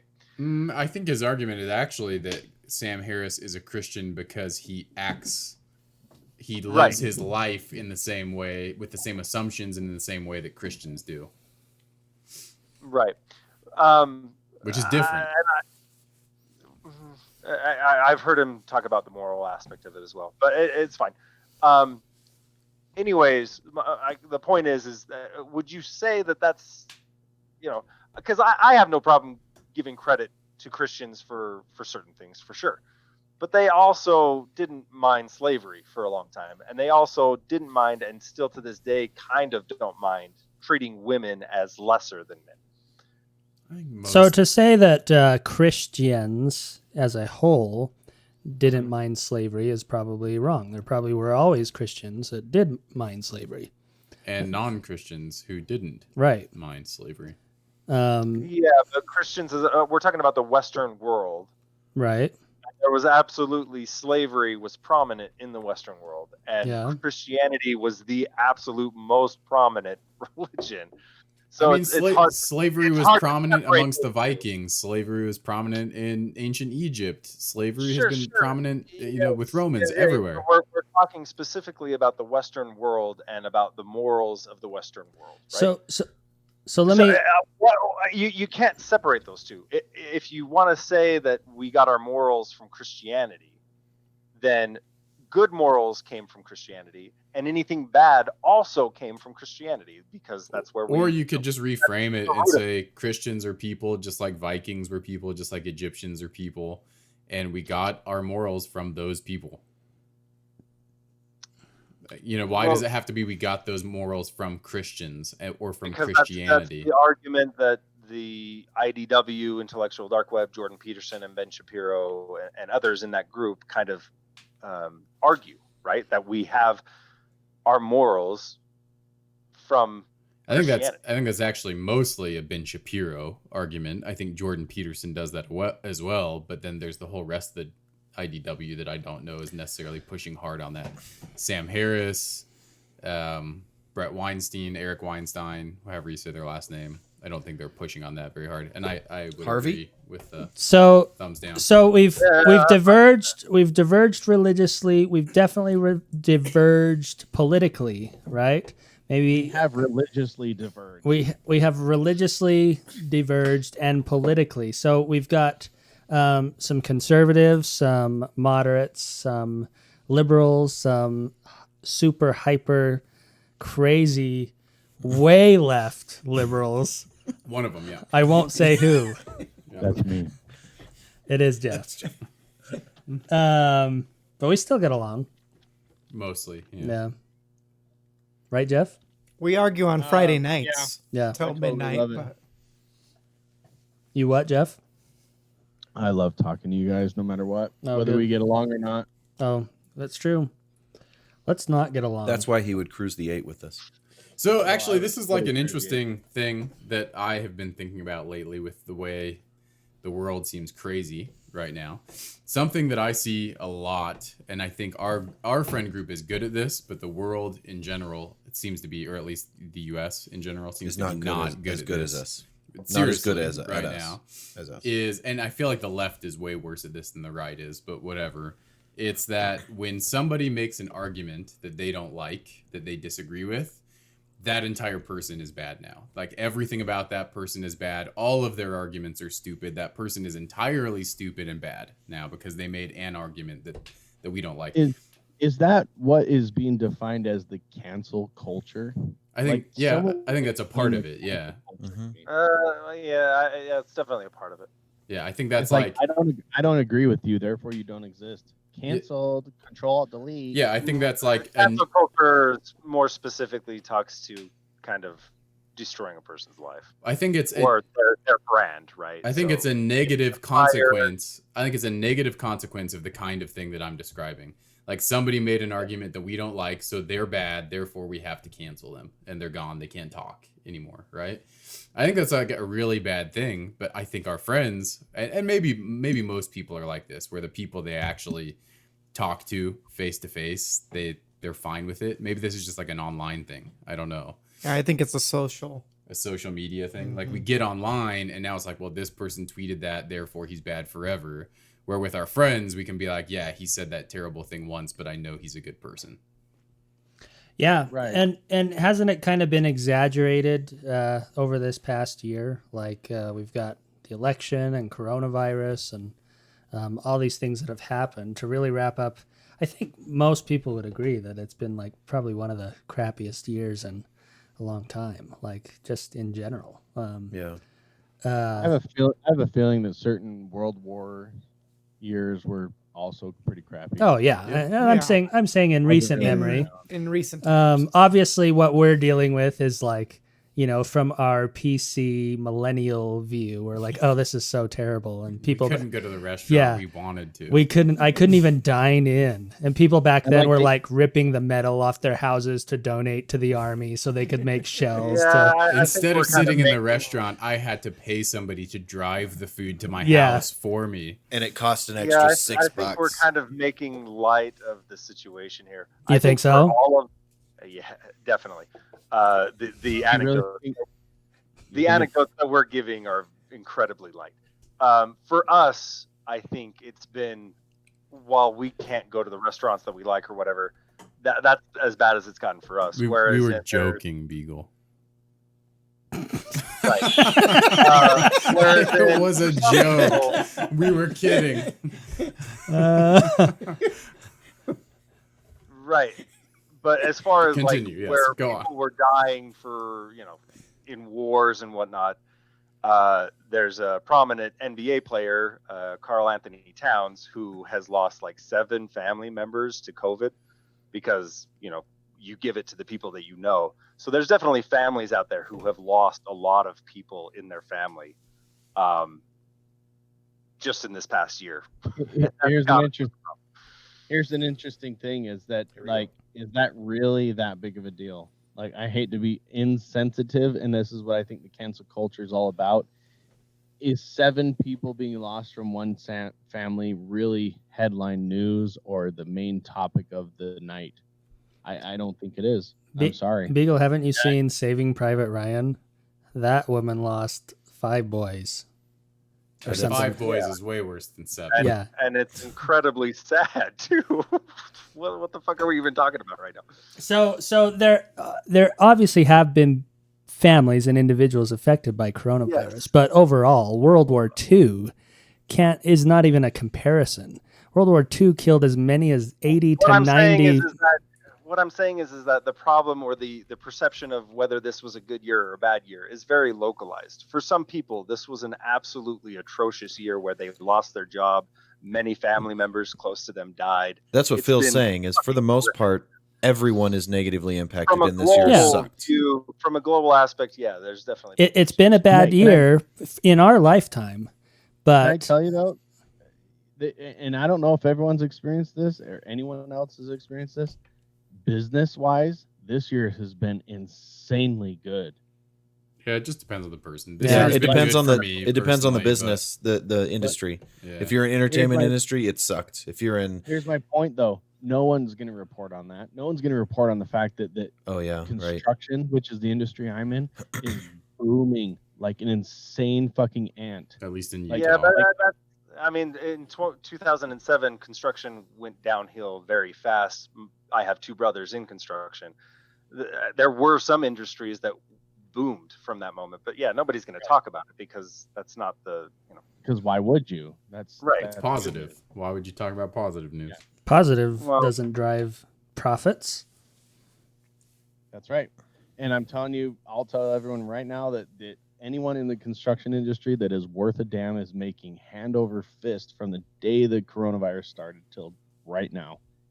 Unbelievable, crazy jobs. We are busier than we've ever been through 2007 all the way through 8, 9, 10, 11, 12. Plus all those nurses getting all those overtime hours. You want me to tell you? Oh man, it's all the overtime. No, I'll tell you what the truth is that everybody's sitting at home and they want to know. They want to know. They keep looking at their kitchen. They keep wanting to remodel their kitchen. They keep wanting to deal with their house, finish their basements. And the truth is, people have money. People have money out there. Not everybody's poor and needs bailouts and needs a $600 stimulus package. And that's what I was gonna say. And then they got those stimulus checks on top of that, and they had extra money. Oh, come on, dude! $600 is like that's how much we would charge to clean the place up. That has nothing to do with construction. That's like no. The first checks were $1,200 per person. But I'm telling you, $1,200 in the construction industry will get someone out there to your house. It'll put a porta potty in the front of your house. That's it. Period. That's a good idea. Yeah, I don't know how rich you are, Jeff, but $1,200 was nice to me. Oh no.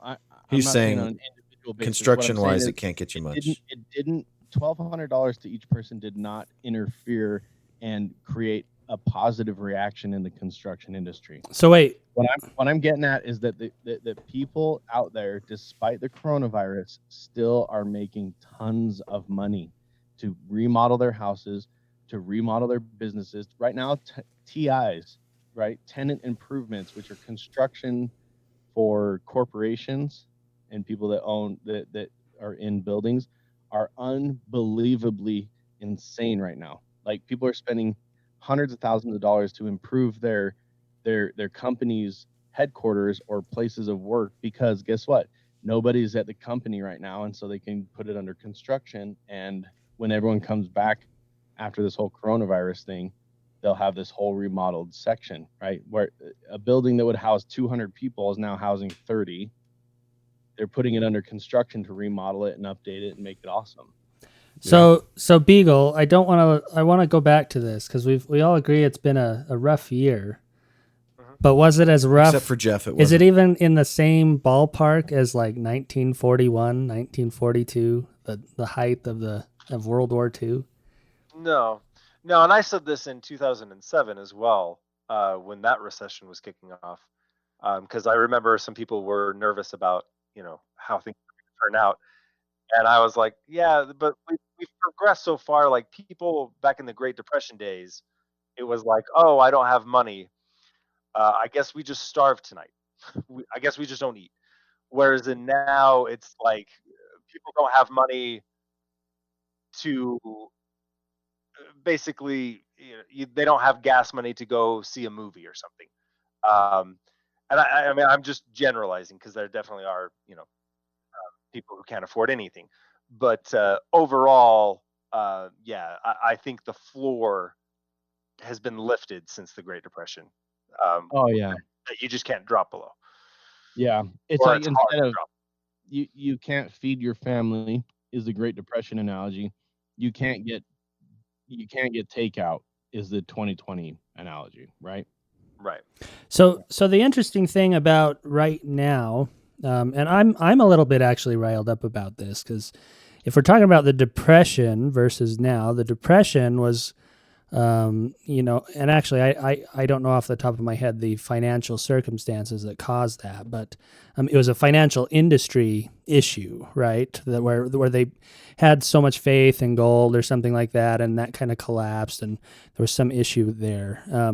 What's different, and that caused obviously a lot of unemployment because people didn't have money to employ people.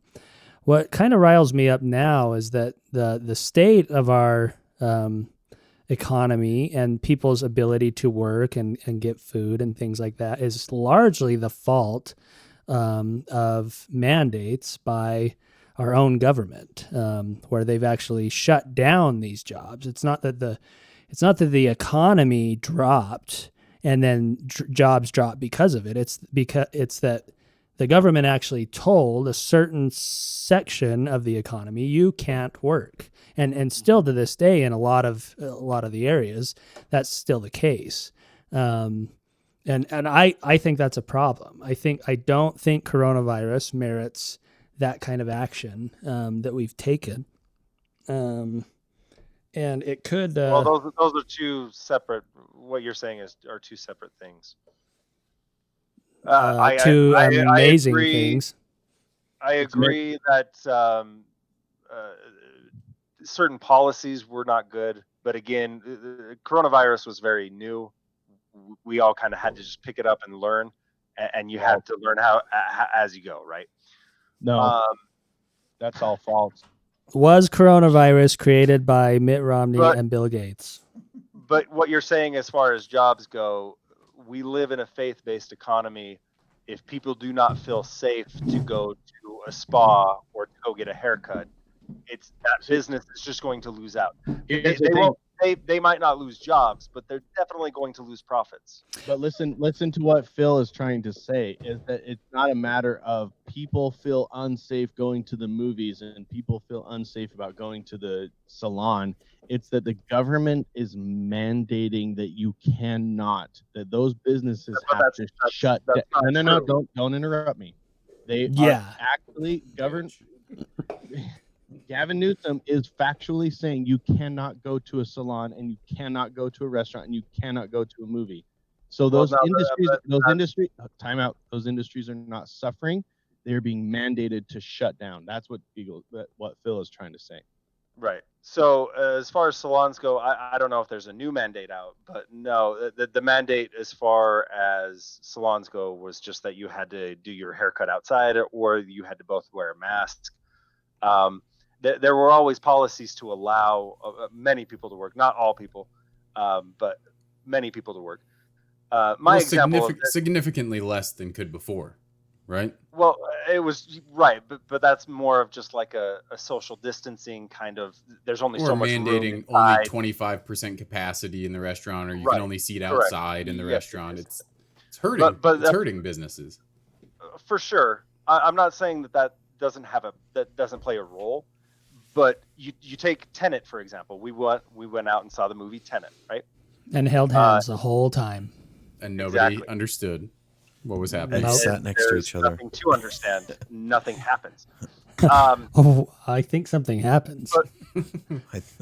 I saw something. Anyways, back on the screen, something happened. Tenet completely bombed. Did not make any money in America. Around the world, it actually did make money. It made a profit. But here in America, huh? Yeah, it was profitable. Tenet. No, it was not. Yes, it was. It completely bombed.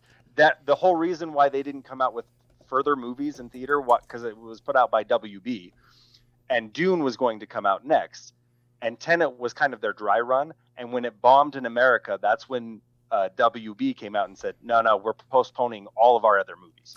So it bombed in America. It only got 57 million in America, but that's because most of America's theaters were closed. No, that's just it. They're not. I agree. It wasn't like an amazing movie. It deserves to bomb. Somewhat. Yeah. But regardless, we showed up on the night of, right? So that was the opening night, and there was maybe 10 people. Maybe was that opening night? We went opening night for that show. So Correct. yeah, but that was, you got to remember, this was like right when they opened theaters again. Just for a brief period. Theaters have been opened, at least in Utah. Theaters have been open pretty much this whole time. You can rent out an entire theater. I have. Okay, but that's not the same. That's not the same thing. Yeah, for $100 for 20 people. Correct. But when you don't rent out a screening, then you can go and watch Jurassic Park. You can go and watch, because films aren't being released. They do still have films there that you can go and see. Yeah, and they actually do still have like 1 or 2 movies that come out like once a month that are new that they push out. And here's the thing, Devin, just because you're poor and you can't rent out a whole theater doesn't mean that they weren't open. Like, come on. I mean, you can't rent out a whole theater for your poor it seems family, like a really stupid argument. Like, it's the same thing because the theater was open. That's just because you can say the phrase "the theater was open." It's not the same. So, and it actually wasn't open. The excuse for the Tenet then? So it actually wasn't open though until right before Tenet. The theaters were closed. There were whole chains. I think Cinemark is actually, or one of those big chains is still closed. Has been closed the whole time. Cinemark's open, but. Well, I'm not sure which one, but when Tenet opened, it was only recently after they opened theaters in Utah. And keep in mind, in places like California and New York, they're still closed when it opened. So it grossed $361 million worldwide during the coronavirus pandemic. So it still made money on a budget of $200 million. So, and I'm not saying around the world, right? Correct, yeah. So. But what that shows is that, around the world, people were watching movies, and here we were shutting things down. Right, but we have shut things down.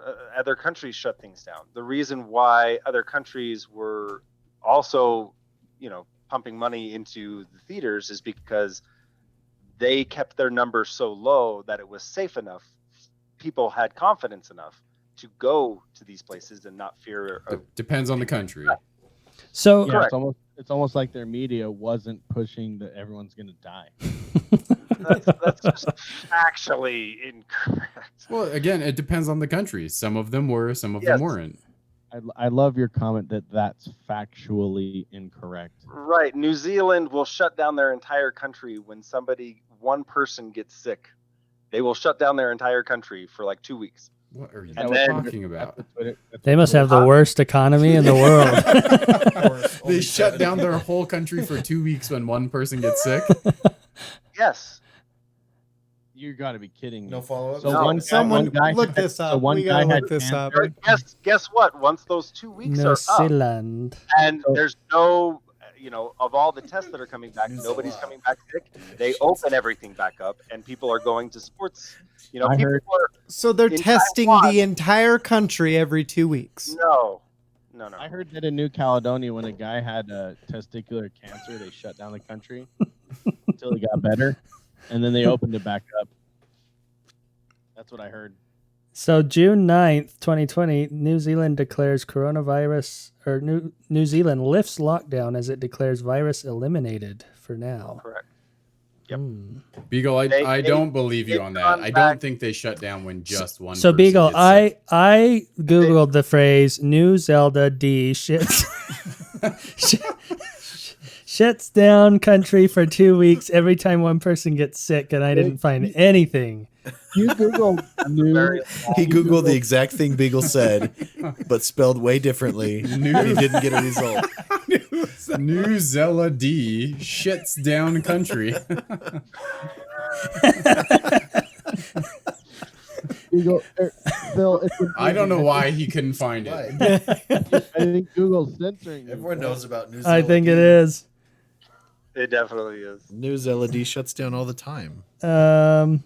Yeah, Shit there- down all- So this is really interesting because I was just looking at countries like Hong Kong and Taiwan, or I'm sorry, South Korea, who have crazy low cases and deaths. Like even though they're densely populated, they've managed to keep this very, very low.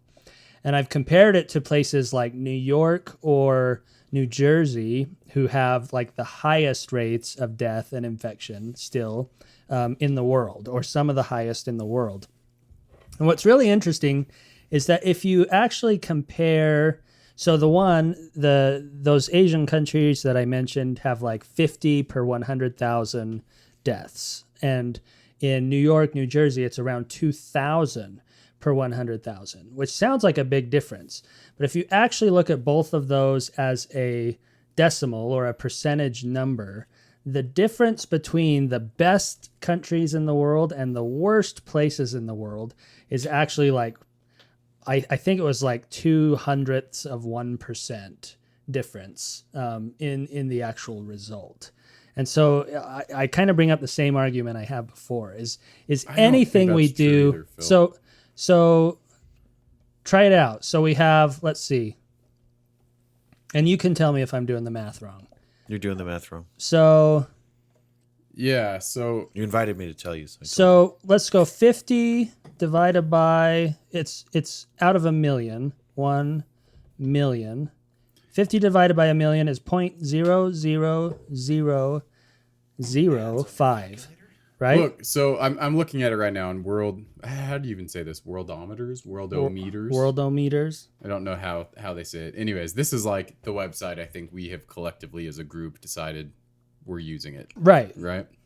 So you have Andorra and you have Andorra, which is 97,000 cases per 1 million population. So just look at deaths per 1 million and find like okay, we'll go with deaths. Find like one of the lowest major countries. We'll go with deaths. So you have San Marino, which is 1,619 deaths per 1 million population. Right. And then you come down to the lowest country where it's 0.2 deaths per 1 million. So no, not the lowest. A big difference. Not the lowest island. I'm saying like the lowest country. Like I think some of the lowest are Hong Kong and Taiwan, South Korea. Taiwan 0.3. It's not a big difference. 0.3 deaths per million. No, yeah. I don't think so. I'm looking at it right now. Yeah, Taiwan, I remember posting a video. Even China, look at China. Where are we getting? Well, China's bad because China is not that high. So China is 3 deaths per 1 million, where the highest country is, what did I say? 1,619. Right, but China. So it's a big difference between the bests and the worsts. So that sounds like a big difference, but it's actually, and that's what I'm saying. So let's say it's 1. Let's say the best country is 1 in 1 million. But it's not. It's 0.2. We just said it. So what country are you saying? What was that? Vietnam that we just looked at? Taiwan, something like that? Taiwan got a hold of it pretty quick, yeah. So if you don't like things like Vatican City, because it's not a real country. Well, that's what I'm saying. Taiwan not like 0.3. islands. So let's see. Tanzania is 0.3. Burundi, I don't know what that is. Maybe that's not a real country. Maybe it is. It's 0.2. So Taiwan, for example, is 0.3. Is that what you're saying? Yeah. Okay. Yeah. So compared to 1,600. Over 1,600 for Andorra. So and that's exactly the point I'm making. So let's say 0.3 divided by 1 million. Is it 0.3 or 0.03? 0.3. 0.3. Yeah. So we've got 0.0000003. So that's 0.00003%. 100,000, 10,000, 100,000. So that's 3 millionths of 1%. Is that right? How I'm looking at that. It is 0.00003%. 0.0000003. No. I see what you're saying. Percent, you got to take 2 of them off. Yeah. Okay, so now let's go 2,000 divided by 1. That's overestimating, but sure. So New Jersey is 2,000. So I'm saying like the worst area. So divided by 1 million is 0.0002. That's so 0.2% versus 0.0000003%. Right. So 0.002 that's a big difference. Minus 0.000003 that's a difference of one. Let's 0.2%. let's round it up to 2/100ths 0.2%. or 2/10ths of 1%. 0.2% difference. That when you're talking about Not both numbers were very low. Right. Obviously, I think So we point- just lost a lot of So listeners. so all 0.2% is a good way, or 2/10ths of 1%. but both numbers were already under 1% to begin with. So you're not going to be expecting to see this huge percentage difference between them. So, and that's what I'm saying is 2,000 out of a million is extremely low. It's so low that the difference between that and 1 or less than 1 in the million is only a difference of 2/10ths of 1%. It's a microscopic difference. And so Hard disagree. I think that both of them are low. Obviously, the number of people who are dying from coronavirus as a percentage of the population is low. Is low. Overall, right? Right. But the difference between the highest and the lowest is still a big difference. extremely small difference. Let's do this to close out. Let's go round table style. Each person give one sentence from their 12-year-old self to their current self. Yeah, sure. From Sounds 12-year-old to current, or vice And versa. maybe we should actually just clarify, because I don't think we've said this. Snowballing means throwing snowballs at cars. We just call it snowballing, assuming everybody knows It what means that is. throwing Yeah, not objects, snowball fights. throwing throwing objects at snowballs moving vehicles, at- which we're not telling anybody you should do, especially if you're a 12 or 13-year-old kid, Yeah. because it's extremely dangerous. And You're not so fun. much safer on your phone. Just stay And- on your phone and and- be safe at home. And it's not fun when you hit one Just- car with 3 snowballs. Just text and drive. And specifically snowballing, I said is throwing snowballs at cars, but it's not, because it includes throwing newspapers at cars. Yeah. And paintballs. And throwing snowballs at each other. And Putting apricot paintballs pits. inside of snowballs to hit the car. And throwing snowballs out of school bus windows into oncoming. Taking cars. newspapers and packaging them up as tightly as you possibly can. So it's essentially a brick and throwing it at a car. And 7 standing of them And at the then, same and then time. soaking it in water so it's heavier. and standing next to the road with a bucket of water and spraying it on cars when they drive by. And then Dumping an entire bucket of water. and then occasionally getting caught and having the driver of the car tell you the window was down because it was broken and my infant child was in the back seat, and we laugh and run away. I remember that one. Oh my gosh. And also throwing eggs at houses. Yeah. Oh, And- the eggs we and threw at paintballs at houses. We were dicks. We were dicks. But we were kids growing up in an environment where alcohol like wasn't a thing, like for young kids. You pretty much just went out and made your own mischief. Right, Beagle? We lived in Utah, Beagle. Do you remember?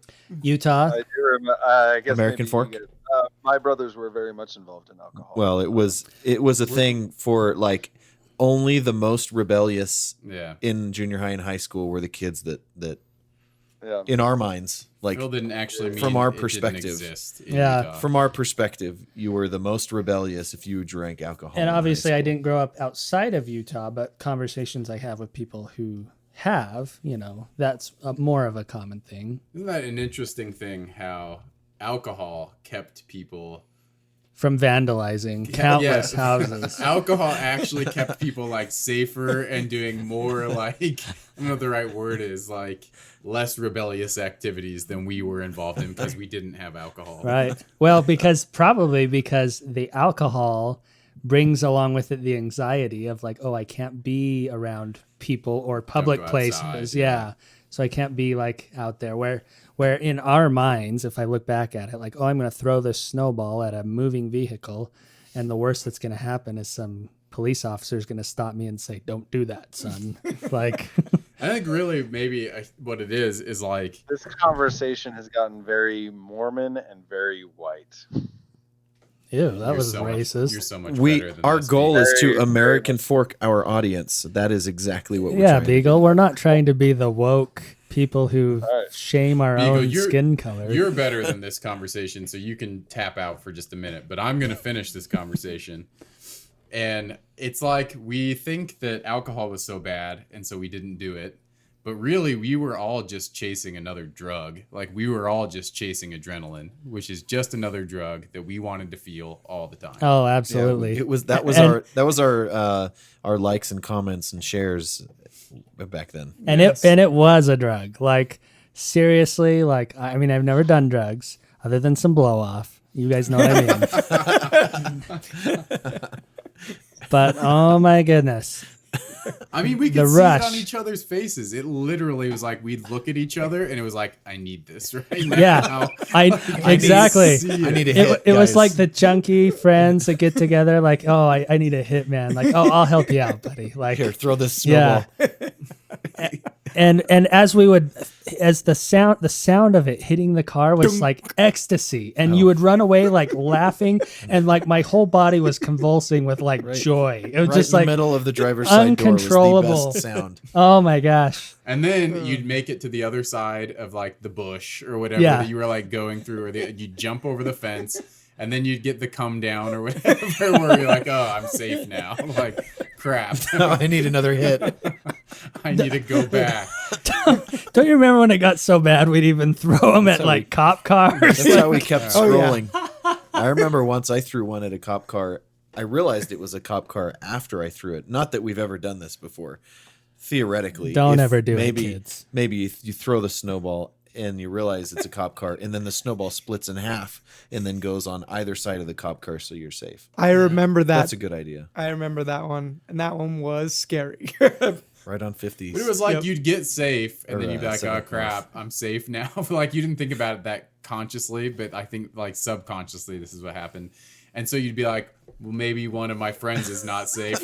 So you'd go back and you'd like try to find out. I feel like that's how we got caught like half the time. Do you guys remember in high school when we got a whole group of like 20 kids to throw 20 snowballs at that one car, and it was just pelted? And don't you guys remember that they called the cops on us and everyone was running like crazy towards my house? I don't remember it. Oh, that was great. That was a good time. That was a good time. It was so much adrenaline that if I, as a 36-year-old man, experienced that for even like a half a second, I think my heart would explode and I would just die. I'd have a stroke or something and just like fall over dead. Like, you got to be a teenager. Be able to run as fast as we could back then. Oh no. Yeah. No, that's for sure. I try to experience that amount of adrenaline now by almost hurting my children. This is the way I do it. I throw them in the air in weird ways and then almost don't catch them, or like try to spin them in some weird way when I'm throwing them and almost don't catch them, or set them on things that I'm not supposed to set them on. Swing them around by their feet. Just for that snowballing hit. Just to get that hit. Yeah. That's pretty much it. Right, Beagle? No. Oh. He didn't attend these occasions. Oh yeah, maybe not. You didn't. Well, you came snowballing sometimes, right? Not much. No, I snowballed. I snowballed. I threw my first snowball when I was like 3 or 4. Oh yeah. Well, everyone threw at a vehicle. You're talking about at a moving vehicle. I'm saying I threw a snowball. One of my first memories as in life. I was running with my brothers up the street. So we lived right by Shelley, and across the road there was a little ditch that you could crawl through, and so it was a perfect spot to just kind of hide, lay in, and then stand up, throw your snowball, and then run and hide under it or whatever. Anyways, at one point, one of our neighbors drove by. We hit them with the car. We ducked. They saw us, and we lived in kind of an older neighborhood. I don't know why, but this grandma gets out and she was like, "You better not throw another snowball." And I stood up and I like lifted my arm to throw it. And she was like, "You better not." You better and not. I threw it and hit her car, and we all ran. And that was, I don't know what happened after that, but no, I was probably like 5 or 6. But it was very early. But we're talking about snowballing with us. I don't recall you. Yeah. No, I definitely snowball. I probably didn't do it as much as you guys. Nobody in the world ever did it as much as us. Yeah. I know, we were nuts. So the first time I ever had an interaction with Karen, Jeff's mom, is when I was having a snowball fight with Danny, formerly known as Jeff. Yeah, Jeff's brother Danny, and he was throwing some snowballs at me, and I picked up like a huge clump of snow. You know how sometimes it comes up in like a big sheet? Perfect packing snow. And I that like threw it crunches into your right feet. at his ear, and like his whole face became snow, and he like fell over and ran home. And she came out in the field like hunting for me. I was like ducking down, like, and I was like, uh-oh. And someone was telling me, oh, you better watch out because she's gonna get you or something. And it was a pretty wild time. But that was before I even knew you, really, Jeff, or probably knew you a little bit because we hung out. So you snowballed my brother, is what you're saying? Yeah, I snowballed your brother. I mean, if that's what we're considering snowballing. Some sick adrenaline rush of hiding from my stepmom. Yeah, exactly. Exactly. That was really it. Adrenaline, right? You got to get it. That was the whole thing. Jumping off bridges and Trying to burn down fields. burn Naked. down to get an fields. adrenaline rush. Yeah, Naked. Jumping off bridges getting naked. frolicking naked, and Rope swinging naked.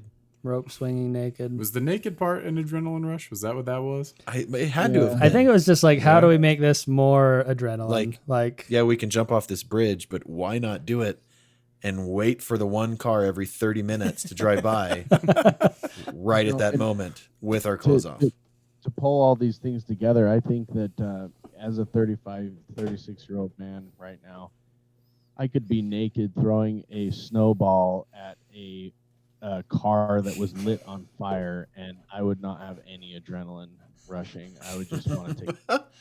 you just want to Want to what? sit down? You'd be like, I'm tired. Oh, I pulled my shoulder out.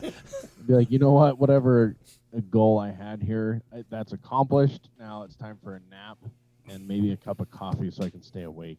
Yeah. Yeah, I can't remember. There was a time. It wasn't even too long ago. I feel like. That old. But guys. Come on. Yeah. We're not that old, but we all have kids. But we are too old for that though, right? Like For Oh, yeah. snowballing? Yeah. Yes. Yeah. But I think the difference now is not the age. I mean, the age specifically, like we're so old, we're too tired to do it. I think it's that like we Kid. yeah, maybe it's the kids. achievements. But it's also like the law. Like there's no tolerance for that anymore. It's Like, also like illegal. we can't just go throw snowballs at cars and have the cops be like, "You 35-year-old guys, go home." You sillies. Like if we went out to a and they're corporate like or 22. All the cops were like older than them. if we went out to like the industrial part of town and went swimming naked in a pond. Yeah, we're We'd all all be just in straight up on the prison. pedophile list or Yep. whatever, like, the sex offender list. We Like, just have a record. There'd Yeah. be no adrenaline. it's not No. like they just show up and tell us, "Oh, you kids go home." Like we all just go to jail. It's not indecent exposure when you're 16, right? Everyone has a apparently cell not. phone now too, and we get called on. That's what just I was like gonna that. say. That's a huge difference. Is back then people just drove away with their tail between their legs, but They had now to go it's like home they to would call the just stop police. and call the police. Yeah, they had to drive home. They're like, I don't remember where I was. I'm tired. It was like 10 It's minutes like- ago, Yeah. but we were They still call there. the police. I got hit by a snowball at some point in the dark during my drive. I didn't have a GPS to tell me where I was. A what? Oh what? Oh So man. different time. But now's a good time too, right? We can look at Facebook and Google each other, and life's good, right, Jeff? Mark says it is, so Yeah, Mark I Zuckerberg believe it. created a nerd heaven for all of us on our computer. Yeah, I like lizards. Yeah, So Mark's one of my favorites. he is a creepy what's the old thing, like the Antichrist that's gonna come in the last days? Some guy's gonna like pretend to be Christ or something. You know what I'm talking about? Anyway, that's Mark Antichrist? Zuckerberg. He's the He's- Antichrist. Pretending to He's be like Christ? pure Satan, like his eyes. Let's look at a picture. His eyes are like weirdly red. Mark And he blinks a lot. Zuckerberg. That guy went to Berg's 31. If that guy eyes. went to a Baskin Robbins 31 with me and Yeah. was licking his Superman ice cream cone and his tongue was forked, I would not be surprised. Like, look at that. Look how red they are, and it just looks like he's gonna blink sideways. Doesn't it look like they're like, bulging like a little only bit? his pupils are gonna blink. Like that guy's evil, isn't he? Look, the one's down there. Look, did you see him? Where? Yeah. You notice, yeah. That's notice not all the Photoshop. pictures. That's real. That's definitely Wow. real. Ooh. I don't know why we missed that before. Look at all the Ah. pictures though. He looks angry. all Yeah, the his eyes are time. like super red all the That's time. like a guy, like if in a movie, if they were like, this guy's Satan inside of this person. That's He what definitely I doesn't think he'd smile look with like. his eyes. Every picture you pop up makes me think of the song. Like, He's not smiling. it always feels like somebody's watching me. That's what song's playing in my head every picture you pull up. He is watching, right? No. It always feels like somebody's watching me. Just stare into those eyes. It's just like those the nice- devil. Those nice red bags underneath. You fall down into the depths. That is the devil right there. So if I were to give advice to my younger self, I would say never get on Facebook in the first place. Okay. Jake, what do you say? Cherish the music that you're growing up with now, because you'll never hear good alternative or hip hop Again. again. Ooh. Depressing. What do you think, Bear? Like, am I just thinking wrong? I would tell my 12-year-old self to invest in Google. Yeah, right. Well, no, that's not logical. Buy Bitcoin. Buy Straight Bitcoin. up, Don't- like you are Biff Tannen. Yeah, right. That is exactly it. The Cubs will win the World Series. Yes. This is true.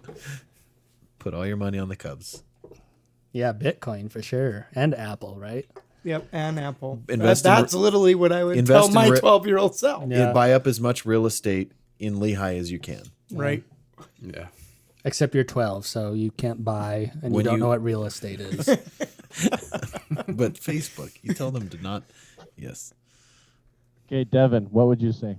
I don't know. I think I would tell my 12-year-old self, go to the gym because girls like muscles, and that's the only thing that's gonna actually get you a girl.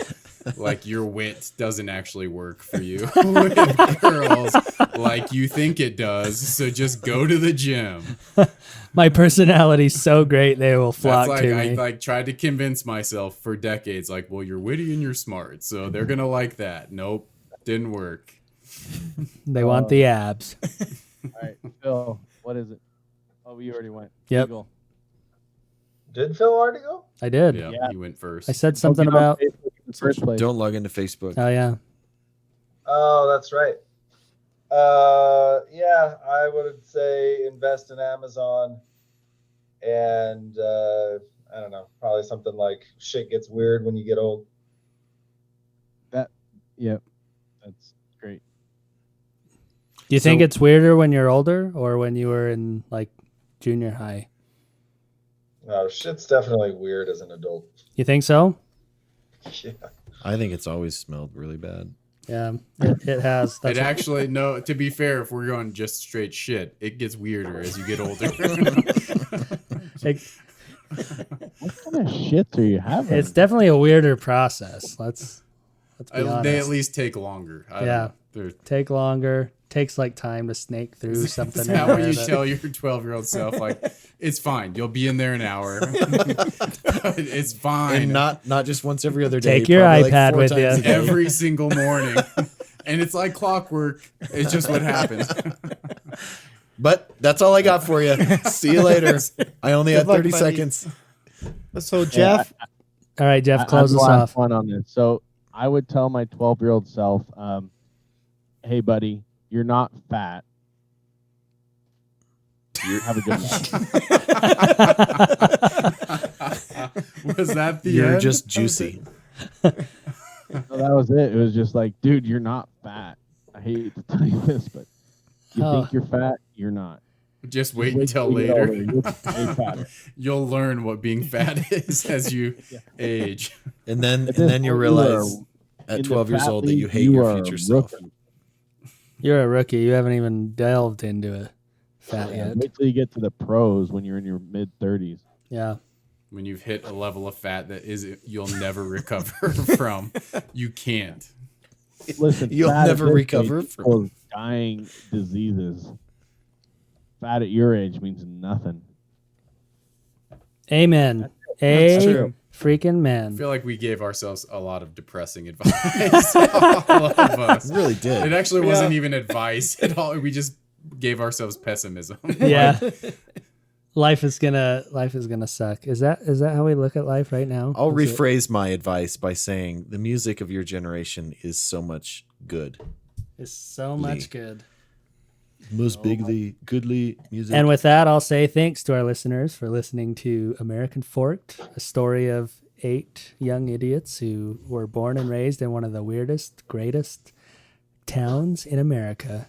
Next time. But only 6 of us show up at once. Yeah. And the others don't matter. Especially that one. Let's be honest, right? Guys? Yep. Remember, America, you're not fat. America.